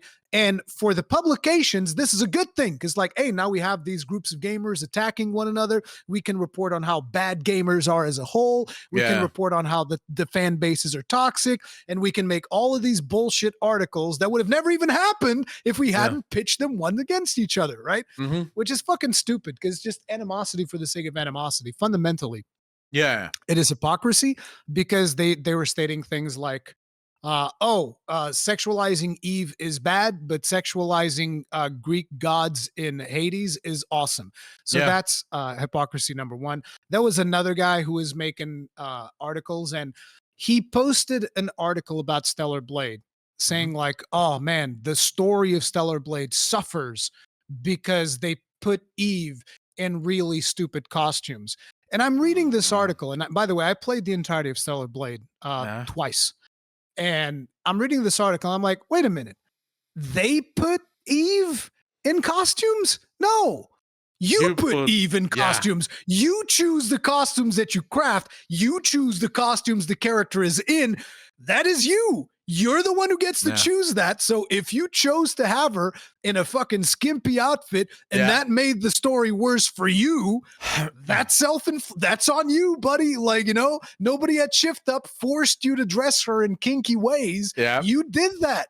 So Yep. it's like, that's hypocrisy number one. And then this same dude goes and makes an article about the best feature that was added to Baldur's Gate 3, which was penis physics. Yeah. I saw that. It was like, oh, these like, guys are fucking blind on the irony of their bullshit. Like they don't understand how bad they are at just it's like but it's all political theater.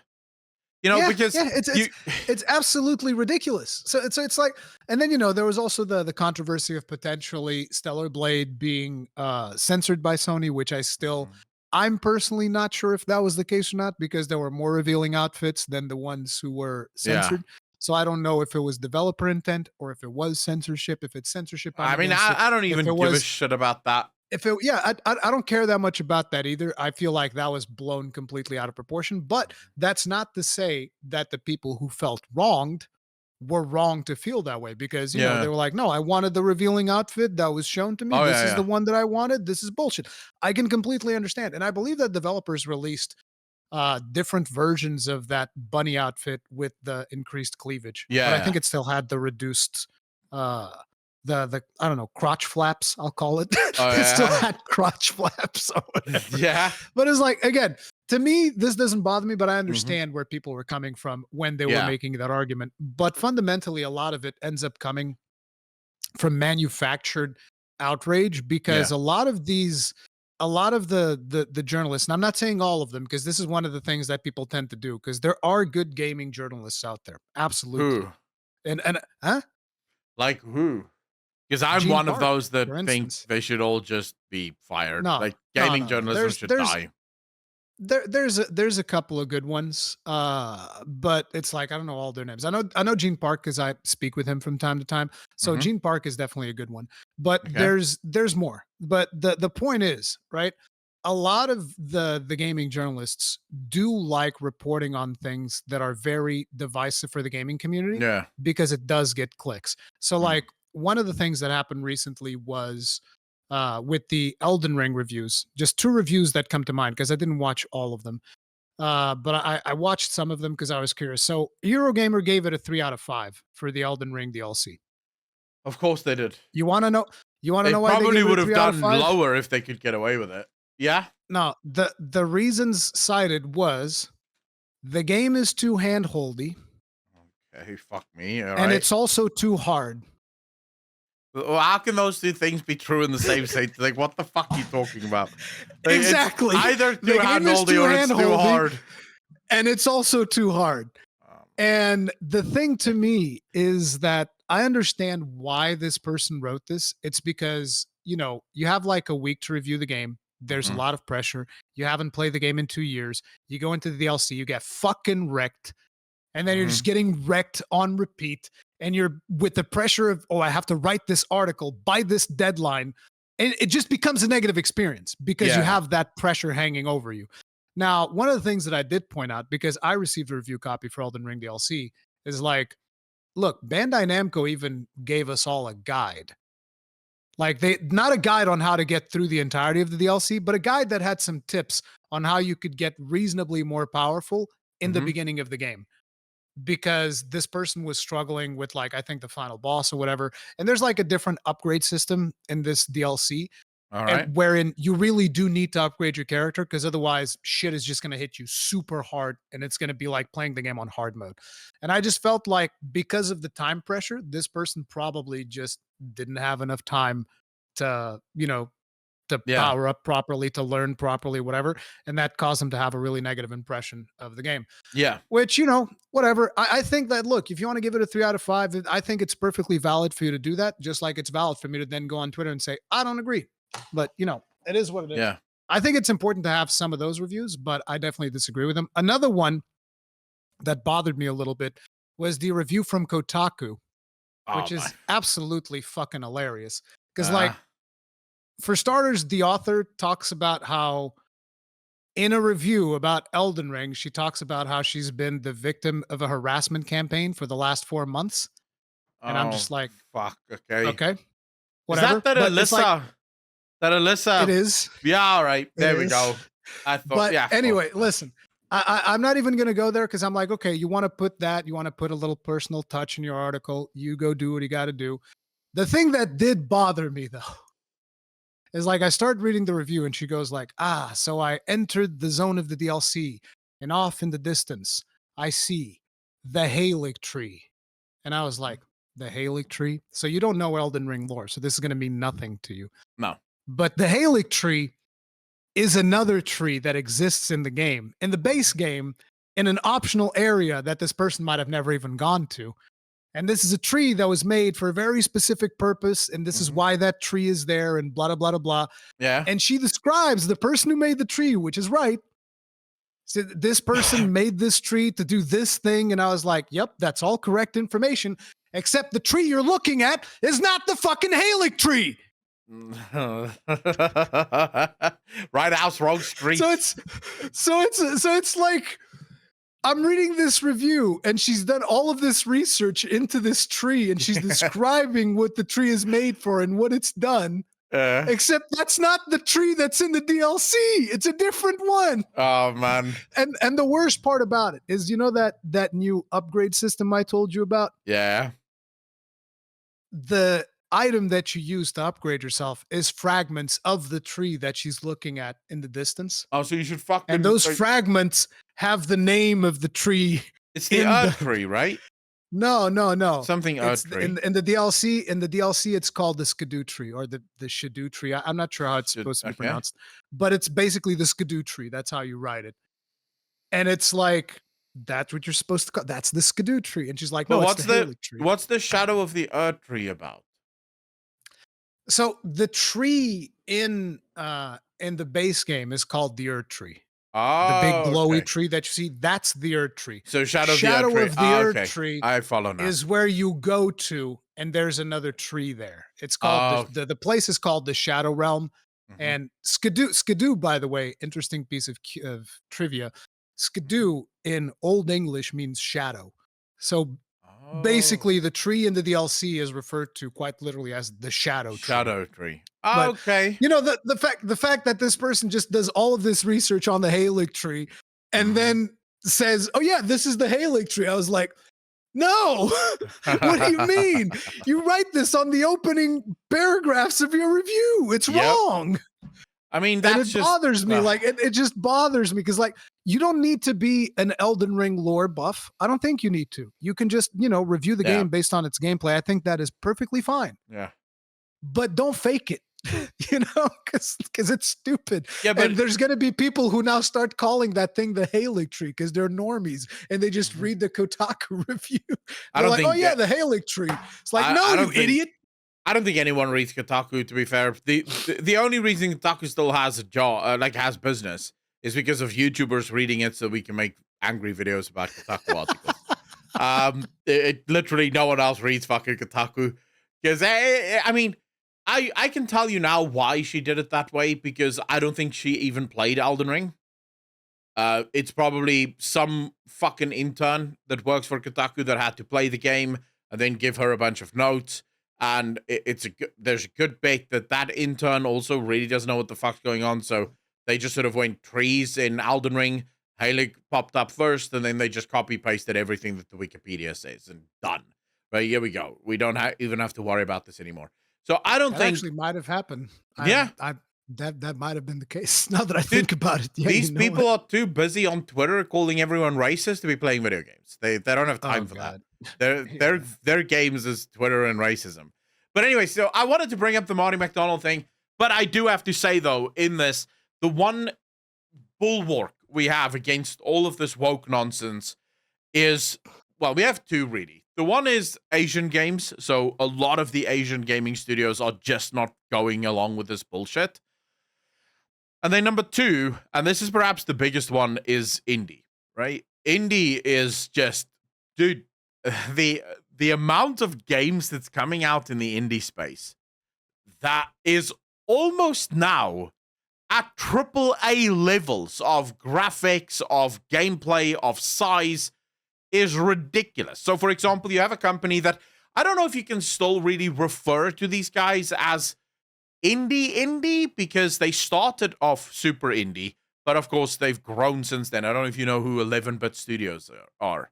The guys behind Frostpunk 1 and now Frostpunk 2 and Life is Strange, not Life is Strange, Survive Together or Starve Together, Starve Alone, some shit like that. Don't Starve Don't Together? Starve, yeah. Oxygen not included. They're the makers of these games. 11-bit studios. Oh, they've also made Children of Morta and Moonlighter. Yeah, so they have like a bunch of games that they've made. And one of the games that's coming out now. Their website right now. Yeah. One of the games that's coming out soon is The Altars, which, if you look at the game, if you look at the graphics, if you look at the concept, dude, it's phenomenal. It is like, what the fuck? This is an indie game. I remember when indie games were like clearly budget games, and suddenly indie games are coming out and it's just better than anything that you could ever imagine. And these games are the ones that's going to blow the dick off of the gaming industry, right? It is just going to be a case of the AAA companies are going to go down this road, and Marty Mcdonnell explains it. He says, by speaking to people in the gaming industry, they are losing money on these games, by the way. They're not making money. And the thing is just that they think that it can change at some point. So right now, their idea sort of is, So it's a sunken cost fallacy. yeah, their idea is we're losing money now, but we'll gain money in the future. And you'll constantly hear this phrase "modern audiences," and I've started to do this on Twitter, where every single time I hear someone say, Did he give any examples of what games he's talking about? I'm curious. no, he specifically refused to like name and shame, right? Because he Okay. has people that work at these companies that's friends of his. Yeah, yeah. So he didn't want to call any specific companies out, but he did call Disney out. So there is that. He said I Disney mean, is Star Wars is in a fantastic state. I have no idea what he's talking about. I love Star Wars right now, dude. It's the best it's ever been. Yeah, of course. Yeah. But they are losing money at the very moment. The thing is that their idea is, so there's this new thing called the modern audiences. That's what I was talking about. And I've started doing this thing on Twitter where every single time I see someone talking about modern audiences, I literally just go, are the modern audiences in the room with us right now? Right? Because these modern audiences are not buying the fucking video games. So where are they? Because all of these guys keep telling us games are now made for modern audiences. And it's like, well, where the fuck are they? Because they're not buying the games. So clearly something is going on here, right? But the whole point is that they think that they can eventually push this into into the mainstream, and then everyone will just keep buying games, and the racist white male gamers will stop playing video games, and they can sort of go. But it turns out young people don't give a fuck about this, right? Most young people don't care about the woke nonsense. So yeah, these companies will eventually learn their lesson, but it might take a while. Anyways, that's all I wanted to bring up about the Marty Mcdonnell stuff. It's a very interesting video, all things considered. All right, so yeah, that was sort of the Marty Mcdonnell stuff. Just wanted to bring that up so that, yeah, So I know it's weird, I right? kind It's wild. I kind of feel like when it comes to that, you have some really strange situations going on in the community itself. Mhm. Because, like, for instance, you had the Harry Potter situation. Was it 2 years ago? I forget. Was it last year even? I don't know, dude. Time is such a strange concept. But you Mhm. had that situation where there were a bunch of people who are really mad. And it's like their response to this is to go out and start harassing the streamers who are streaming the game. There are Oh even yeah, people telling me like, "Oh, Rurikon, you're smart not playing this video game because it's going to be one hell of a mess with the community." And I was like, "No, I'm not playing this game because I don't give two shits about Harry Potter. I'm not interested." I was yeah. forced to go watch those movies by my girlfriend at the time, who is now my wife, and I didn't even Okay. like him. I don't. It's like I get it. Like a lot of people love the Harry Potter universe. That's not my Mhm. thing, but I Yeah. think that it was definitely wrong of people to go and harass streamers who are Mhm. streaming those games. They even made a fucking website. They made a list. Dude, Yeah. they made a website to track people who had streamed the game. In a Mhm. lot of ways, I was almost like, man, I kind of wish I was in Harry Potter just so that I could be on this fucking list to filter these people out. Like, Jesus, you guys are insane. Like, listen, you don't like uh J.K. Rowling, whatever. I think Mhm. that's fine. Okay, good on you. Yeah. Like all of these other people that are streaming this video game have nothing to do with her. Okay. Yeah. Not everybody is beholden to the same things that you are in a lot of Yeah. ways. I've had recently someone come up on one of my streams, which was somewhat surprising me. They were like, Rurikon, what are your thoughts on LGBTQIA plus people? And I was like, my thoughts are the same as on everybody else. I treat everybody with respect until they prove that they're not worthy of it. That's it. So it's like somebody comes Yeah. up to me. I don't care if you're gay, trans, black, Asian. This means nothing to me. It's all Yeah. about how you interact with me in chat. If you just, if you're just like a normal person or somebody who's excited to watch the content or whatever, cool. If you're Yeah. someone who acts like an ass, you're getting banned. It's okay. Simple. Look, it is what it is. That's the Yeah. way that I personally look at that type of stuff. But Yeah. in regards to the gaming development side of things, I feel like developers just need to take a hard look at what brings value to their game and what Mhm. doesn't bring value to their game. That's Yeah. the important part, Oh yeah, you know? I mean, this is exactly it, right? Marty was asked this exact question: that they ever think about what what a character's sexuality is or what a character's race is, and he said, "To be honest with you, no, never. During Halo, what would drive character identity would usually be if there's like a really cool actor that they want for the character, then they would try to make the character look kind of like the actor. Or if it was just like a really cool idea to make a character look or sound a specific way, then they would do that. But they never sort of sat there and go, okay, we need this amount of white people, this amount of black people, this amount of this people, this amount of that people. That was just never something that they even thought about. And if you understand how story writing works, it sort of makes sense, right? So stories start with, surprise, surprise, a story, right? So if you're a writer, you have an idea of a story that you want to tell. Then you usually start thinking about the world in which the story is going to take place. So I want to tell a story about a prince saving a princess. Okay, what does that world look like? There might be mountains, forests, rivers, oceans. You know, what is the world? The world will then inform the story, and usually right at the end, this is when you'll start writing the character that's going to play the story, right? That's going to actually save the princess.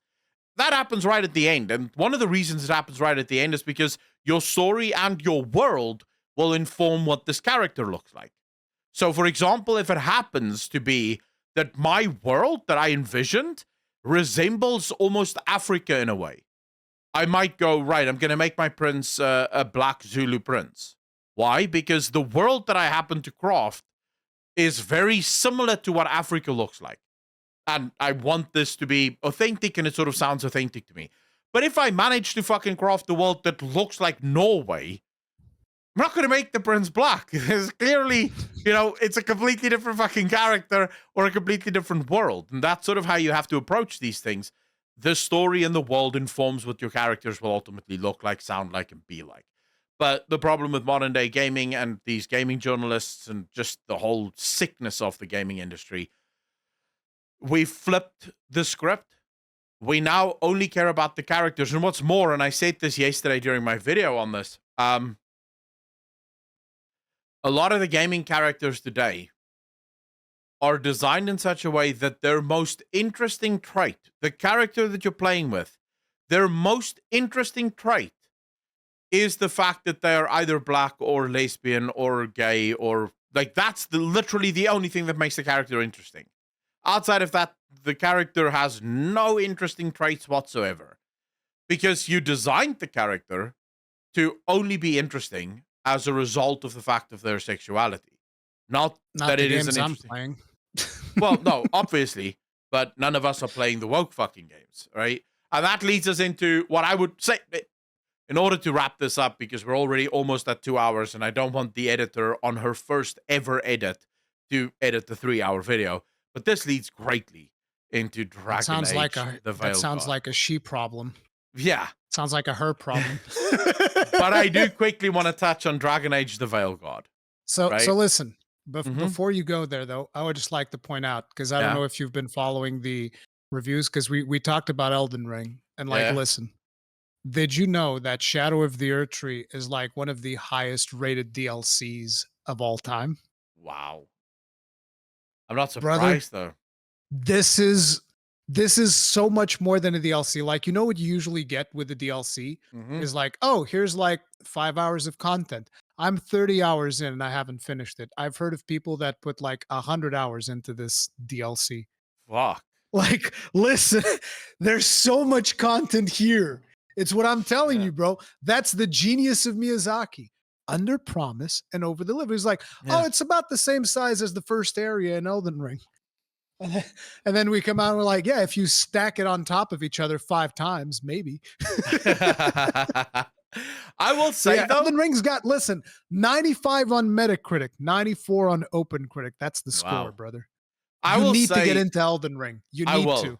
I will eventually. I still have to finish Promise Dragon's me. Dogma 2. I promise. I will. But it's the same thing for me with Cyberpunk, Phantom Liberty. Also, a DLC that is fucking insane. It could have been a fucking standalone game, right? You play through that DLC, and you're like, bro, what? Like, this could be its own game. Like, what are they talking about DLC? Because we're so used to getting DLCs as sort of like a hand-me-down from your brother, right? It's got holes in it. It's fucked. But these are like there are some companies that still sort of holding the torch, and then of course I have to give mad props and respect to Larian Studios that goes, no, we won't do a DLC. We made Baldur's Gate 3, it's perfect.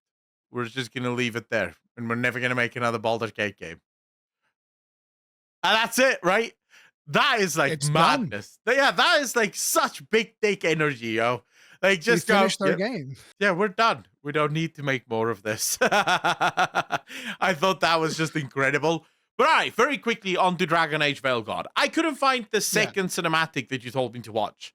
I It's found not the second, it's the gameplay footage. Oh, it's 20 minutes long. I didn't watch that.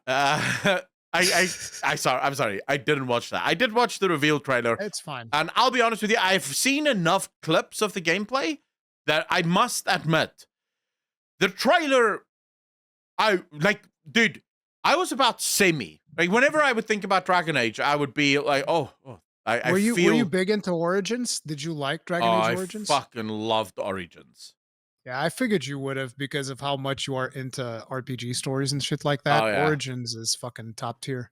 Yeah, Dragon Age Origins, awesome.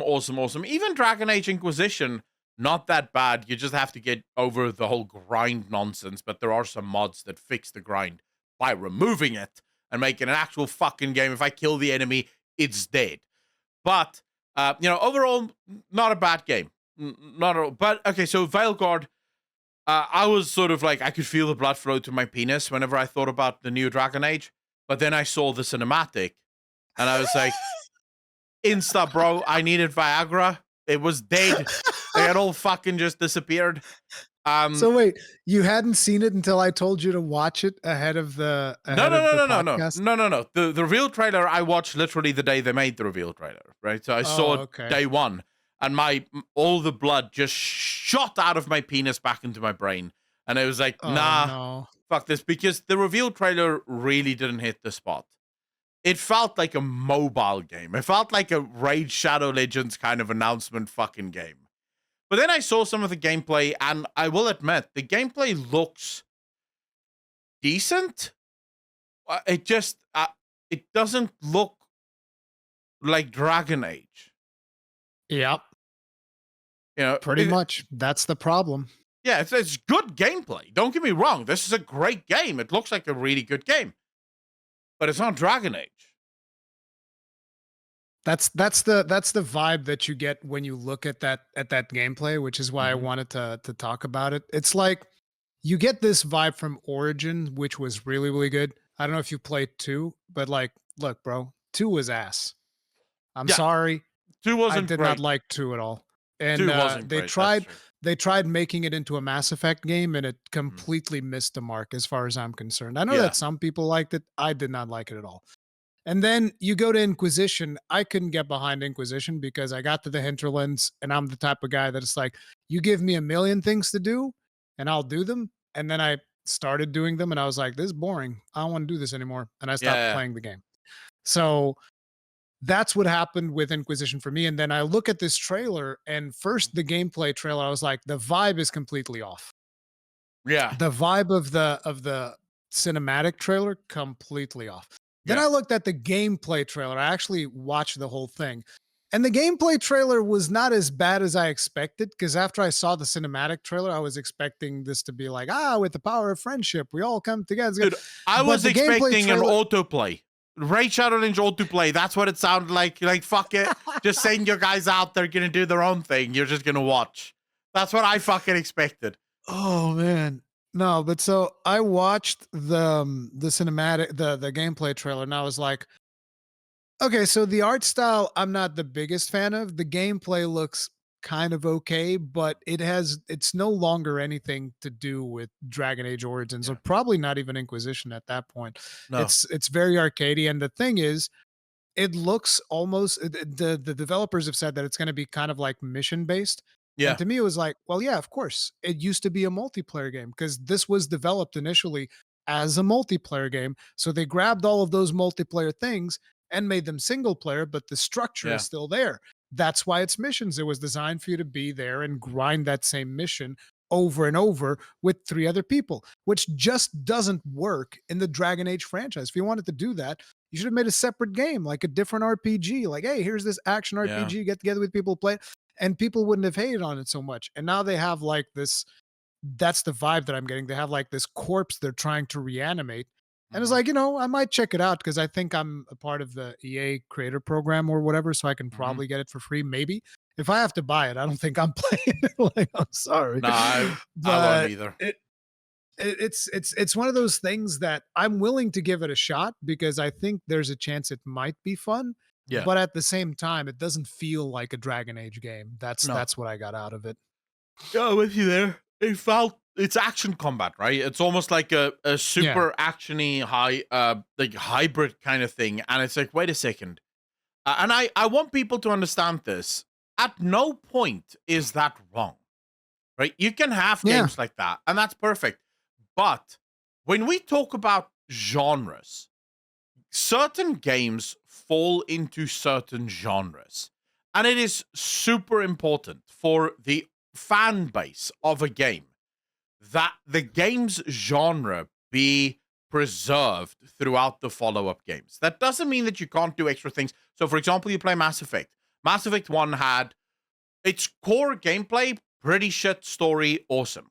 In 2, they sort of start developing the gameplay a little bit more. They add a bullet counter to the game where, you no longer have to worry about the heat bullshit.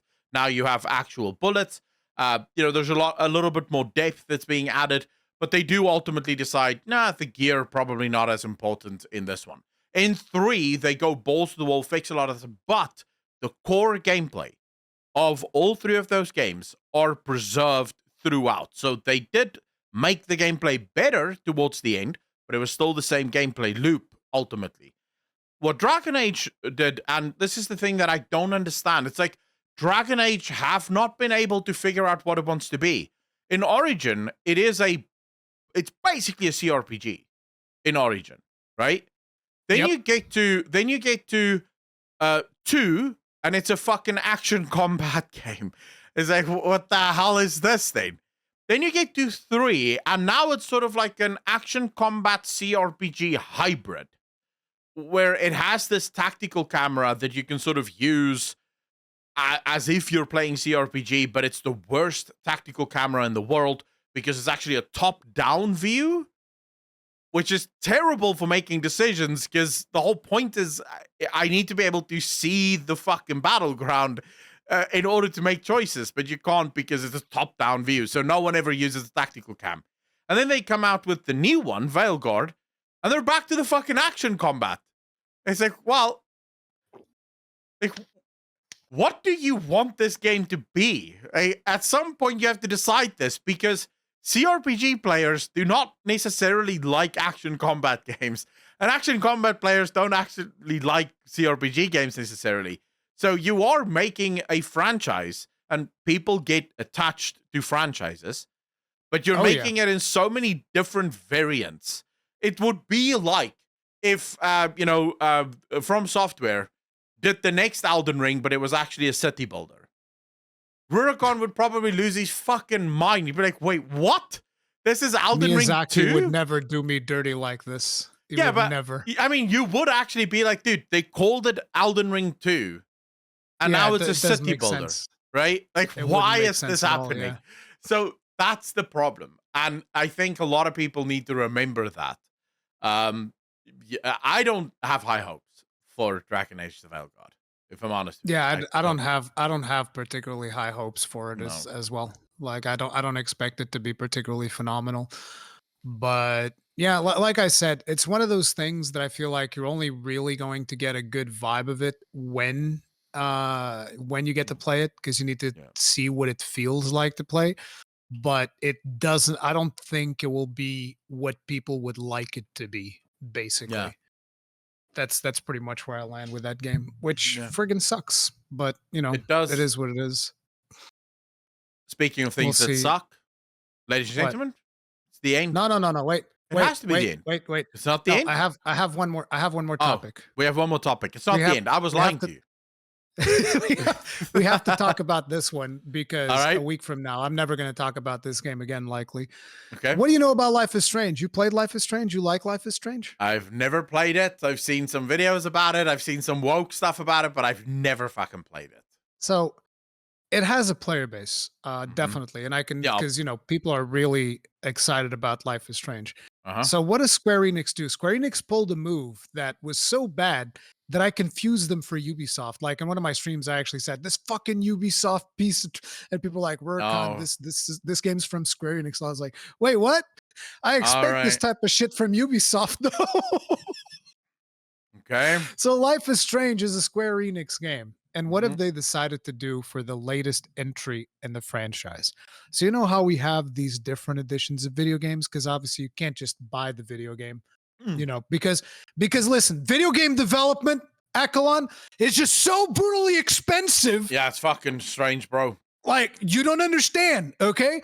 We can't just make a successful game and not charge you more money for it. There needs to be Oh yeah. tiered editions. There needs to be all of these things, even though yet somehow, who are the people that were able to do that? Wait, didn't the game of the year, Baldur's Gate 3, that won game of the year last year? Oh yeah, I Wasn't remember it? something like that. Didn't they, Yeah, didn't they sell that game for like 50 euros on Steam, I yeah. think? Yeah, something like I don't that. think it was even 60. I think it was like 50. Yeah. Yeah, And but somehow won game of the year, Mhm. accolades out the ass. It's doing fine. Their Mhm. CEO even comes out and says, "Hey, you know what? The industry has a problem." Hey, what's the problem? They're fucking greedy. Exactly. That's the problem, because Yep. games can be profitable just fine. You don't need all of these tiers. But that's Mhm. not the only one. You want to know if another game that was also really good came out, had this one edition? Like you could buy deluxe editions for, say, a soundtrack and an art book, or Oh yeah. collector's editions with statues and stuff like that. Oh Sure. yeah. But the game was the same for everyone. That Yep. was Elden Ring. And Oh it was yeah. $60. Yeah. Eh, turns out that one also won game of the year. Isn't Yeah. that amazing? I mean, you Isn't had that just like revolutionary? They recently Mhm. came out with DLC. Not sure if you've heard of it. I think we talked about it today. Yeah. 95 on Metacritic, 94 on OpenCritic. It's like a whole new game Yeah. for $40. There you And go. somehow this is profitable. I don't understand. I think we have a fundamental misunderstanding of how the gaming industry works, because this is not Dude, a viable business model at I all. will Okay. I will tell you, and this is how you know that they're all lying and talking out of their ass. Cyberpunk 2077 by CD Projekt Red. CD Projekt Red, did you see the shit that you got for $60 in the standard physical edition? Oh, no, I didn't see for Cyberpunk, but I bought the just to support him, because I never even played the game on that platform, but they made a Mhm. physical edition for the Switch. And I Oh was yeah? like, yeah, I'm buying this just to support them, because it had like a bunch of shit in it. Like it had stickers and Yeah, but that's keychains and all of these, and a big book and shit like that. And I was like, yeah, yeah, that's cool. but that's exactly it, right? The standard edition also had like keychains in it and a complete Oh, game guide dude, and everything. I bought the Baldur's Gate one. I even have it in here Someone somewhere. Like said the Baldur's Gate one is the also physical awesome. edition. It's insane. It's really good. Like, wait, Yeah. I can show it to you, dude. Wait. Check it All out. right, all right.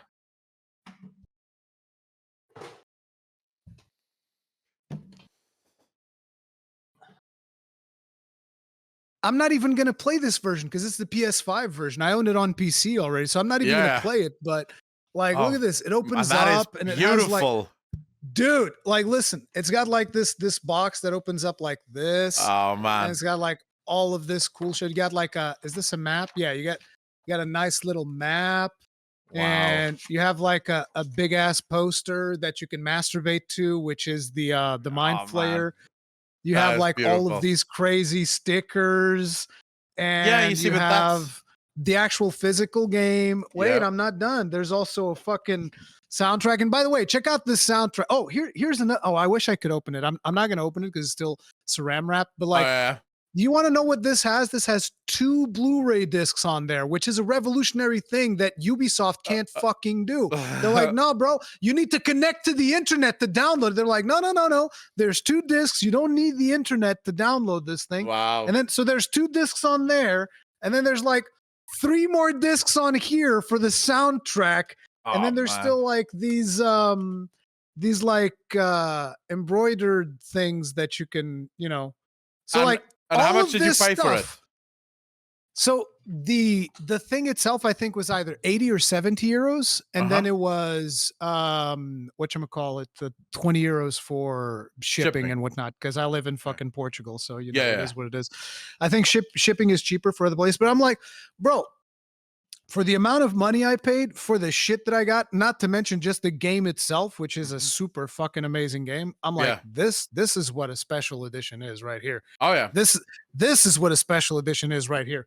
So let me tell you, this whole situation with Life is Strange, right? That we're talking about Mhm. multiple editions and whatnot. So we've established that you don't need to do the multiple editions bullshit. Yeah. And if you do need to do it, it should be with physical goods, like that one right there Oh yeah, that but I I, just showed I you I guys. just wanted to tell you it's confirmed. So people might the only reason I'm bringing this up is there might be people that Yeah. say, well, these guys know that most sales are digital and therefore, they can afford to lose a bit of money on the physical copies. The CD Projekt Red CEO said that with their physical copy, with all of the goodies and shit, that by the way, They if you don't lose take money. all Yeah. of those actual physical goodies, that would be the equivalent of like a Ubisoft collector's edition. Like that's Yep. what Ubisoft would put in their collector's edition for like $200 fucking dollars. All of Yep. that shit for $60, and they still make profit off it. Like he said that. Yeah. They still make profit off it. But anyways, yeah. But yeah, so we've established that like you don't actually need all of these different editions because the gaming industry is actually not in a place where, oh my God, things are so expensive to make. There's no way we'll possibly ever make a profit if we don't sell you like 50 different editions of the same game with all of these different digital goodies and we break the game up piecemeal and blah, Mm-hmm. blah, blah, blah. But what do they do with Life is Strange then? So they have the different editions, and guess what you get with the Ultimate Edition? You get 2 weeks early access Oh to the first two chapters of the story. man, fuck this By the way, it's game. important to mention that Life is Strange is strictly a single player story driven game. That's Yep. it. It's not a multiplayer game. It's a 2 weeks early. It's like, bro, what the fuck are we doing, man? What is going on, man? And it's like, I remember back when I first started calling out Ubisoft for doing this Mhm. shit, they were some of the first ones to do it. And I said, this is bullshit. This 3 days early access shit is bullshit. And I called out Diablo 4 for it as well. I was like, this is bullshit. And Mhm. people told me, shut the fuck up. This is fine. Okay, there you go. Now it's 2 weeks. Enjoy. Yeah, and it's gonna get Enjoy. worse. It is Oh, going to yeah. get worse. Anyone that thinks So it isn't paying attention. I just want the people to know that all of you guys that defended this bullshit, you're going to keep reaping what you've sown, okay? You're going to get your just desserts just the way that you like Mhm. them. So enjoy. I mean, yeah, I think, but this is the thing, and we'll end with this a little bit of a nugget of truth, but also advice for all of you. I have figured out the perfect way to play all of these games, a way to game the system in such a way that oh, it's delicious. So if you go and you look at, say, for example, the Outlaws game, Star Wars Outlaws, you look at all the editions, right? So you have the standard edition, which looks so fucking sad because it's literally just the base game, and then you have the deluxe edition with like the base game and a bunch of goodies. It's like a burger with no toppings. yeah. The base game is literally just here's your burger and two two pieces of bread. That's it, right? It's not even burger buns. It's just two pieces of fucking they're toast. two pieces of sliced, two pieces of sliced bread. Yeah, yeah. Literally just and normal your stuff. patty is like from yesterday. It's reheated from yesterday. Yeah, and then you have the deluxe edition with a longer list of shit, and then you have the ultimate edition, which is like a longer list of shit. But just next to it, for $17. Now, ladies and gentlemen, $17 is an indie game. For $17, you get the Ultimate Edition plus then some more to play the game in. Now, I don't have to break this to you guys. Outlaws is a single-player game, which means it has an ending, which means you can probably finish that game in like a week. So you pay $17.99 for the Ubisoft Plus monthly subscription bullshit. You play it, you finish it, and then you unsubscribe, and you have purchased and played Outlaws for $18. See, here's the problem with that. That's Mm-hmm. exactly what they want you to do, and you completely fell for their marketing scheme.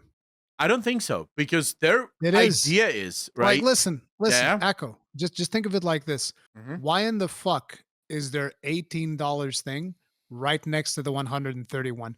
It's because they're anchoring you at $130, and then they're gonna give you what they actually want you to pay, which is the Yeah, yeah. $18. And let me tell you why. Mm-hmm. Because a I majority know. of people are going to subscribe to it, and they're going to forget to unsubscribe to it, I am well and they're gonna aware. get fucking swindled. Yeah, So yeah, it's but like what remember, you should do. Let me tell you what you should do. yeah, You wait for 3 months, and then you buy the whole thing for $30. You yeah, buy the ultimate you edition for can do that $30. as That's what well. you do. You can do that as well. And I'm aware of the fact that they bank on people subscribing and then forgetting to unsubscribe, right? There's actually been a study that showed that the overwhelming majority of people subscribed to Netflix, for example, don't even watch Netflix. They've haven't watched something in over 6 months, but they Yeah, forget that's that me, they're but my subscribed, kids right? do. Yeah, yeah, yeah, but they forget that they're subscribed. And so this is what they're banking on. But remember what I said is you actively do this, right? Because you just want to play the game and then you want to unsubscribe. So you'll forget if you're not actively trying to just get the game for this amount of money. But I've done this with EA Star Wars. You know, the newest Star Wars that launched? I wanted to play that for a bit, so I subscribed to their fucking EA gaming bullshit thing. I tried the game out for Jedi a bit. Survivor or whatever it was. Yeah. The one that was before that. So the Last Jedi one. I played that for a bit. I got bored of it, and then I immediately unsubscribed from the service as well. Because I just wanted to try it out, and it was like, well, fuck it, I may as well, right? Because it's cheap enough to where I don't feel like I'm gonna lose money trying it out. Plus, it's a much better way of doing the Steam one, where you purchase the game and then you only have 2 hours to try it out. And a lot of these games today, 2 hours really isn't enough to know if the game is going to be really good or just kind of meh. But I would do that instead, and the reason I would do that is twofold. Number one, if you remember to unsubscribe, and if enough people remember to unsubscribe, this hurts those companies a lot, right? This really fucking hurts because I can promise you, while they do make money at $60, they do not fucking make money at $20 or at $18 for that game. That's not where they make their money. So if we can do this, we will absolutely give Ubisoft and EA and those companies a massive Nah, kick in the balls. I don't know, dude. I think that that's what they're banking on, and so they have some kind of scheme going on. And I'm not going to fault. No, I'm The fuck thing 'em. is, they're banking on it because most people aren't actively going, oh, I'll just pay the $18, quickly play the game, and then unsubscribe. Most people see the $18 and go, oh shit, I get all this shit for $18. I'll just subscribe and play it that way. And then they Yeah. forget to unsubscribe. But remember, if you're actively going, I'm going to subscribe. And then remember, you subscribe, you pay. You can So let me- cancel so let me- anytime. Yeah, So that's what I was gonna say. you cancel My suggestion immediately. would be cancel immediately. Yeah, because you already paid, so you have the whole month. You cancel instantly. You have the whole month to play the game. You don't even have to worry about forgetting to unsubscribe. You literally subscribe, pay, cancel. And now you have a month free to just do whatever. Yeah, I still don't trust them. I don't know. No, but I trust mean, to me, this would just be the most delicious thing in the world when Ubisoft comes out and says, we had 10 million people playing the game and we didn't even make, because this game cost over $200 million, by the way. So if 10 million people play this game, it's $180 million that they make if everyone did it my way. That means they lose money on the game, about 20 million. They lose. And that would just be delicious to me. That would just be absolutely delicious to go, yeah, you guys had a record amount of players and still lost money. It's gonna sell because it's Star Wars. Yeah, of course. You know, it is what it is. Star Wars is also in a slow decline, but it is going to take some time. Anyways, ladies and gentlemen, we still have a lot of stuff that we need to discuss, and we will get into that, and we'll probably have even more stuff to discuss next week. Hopefully, Sebi can join us next week. Ladies and gentlemen, thank you so much for watching Mythic Banter with me, Akalon, and Rurikon, of course. We will see all of you in the next one. Peace.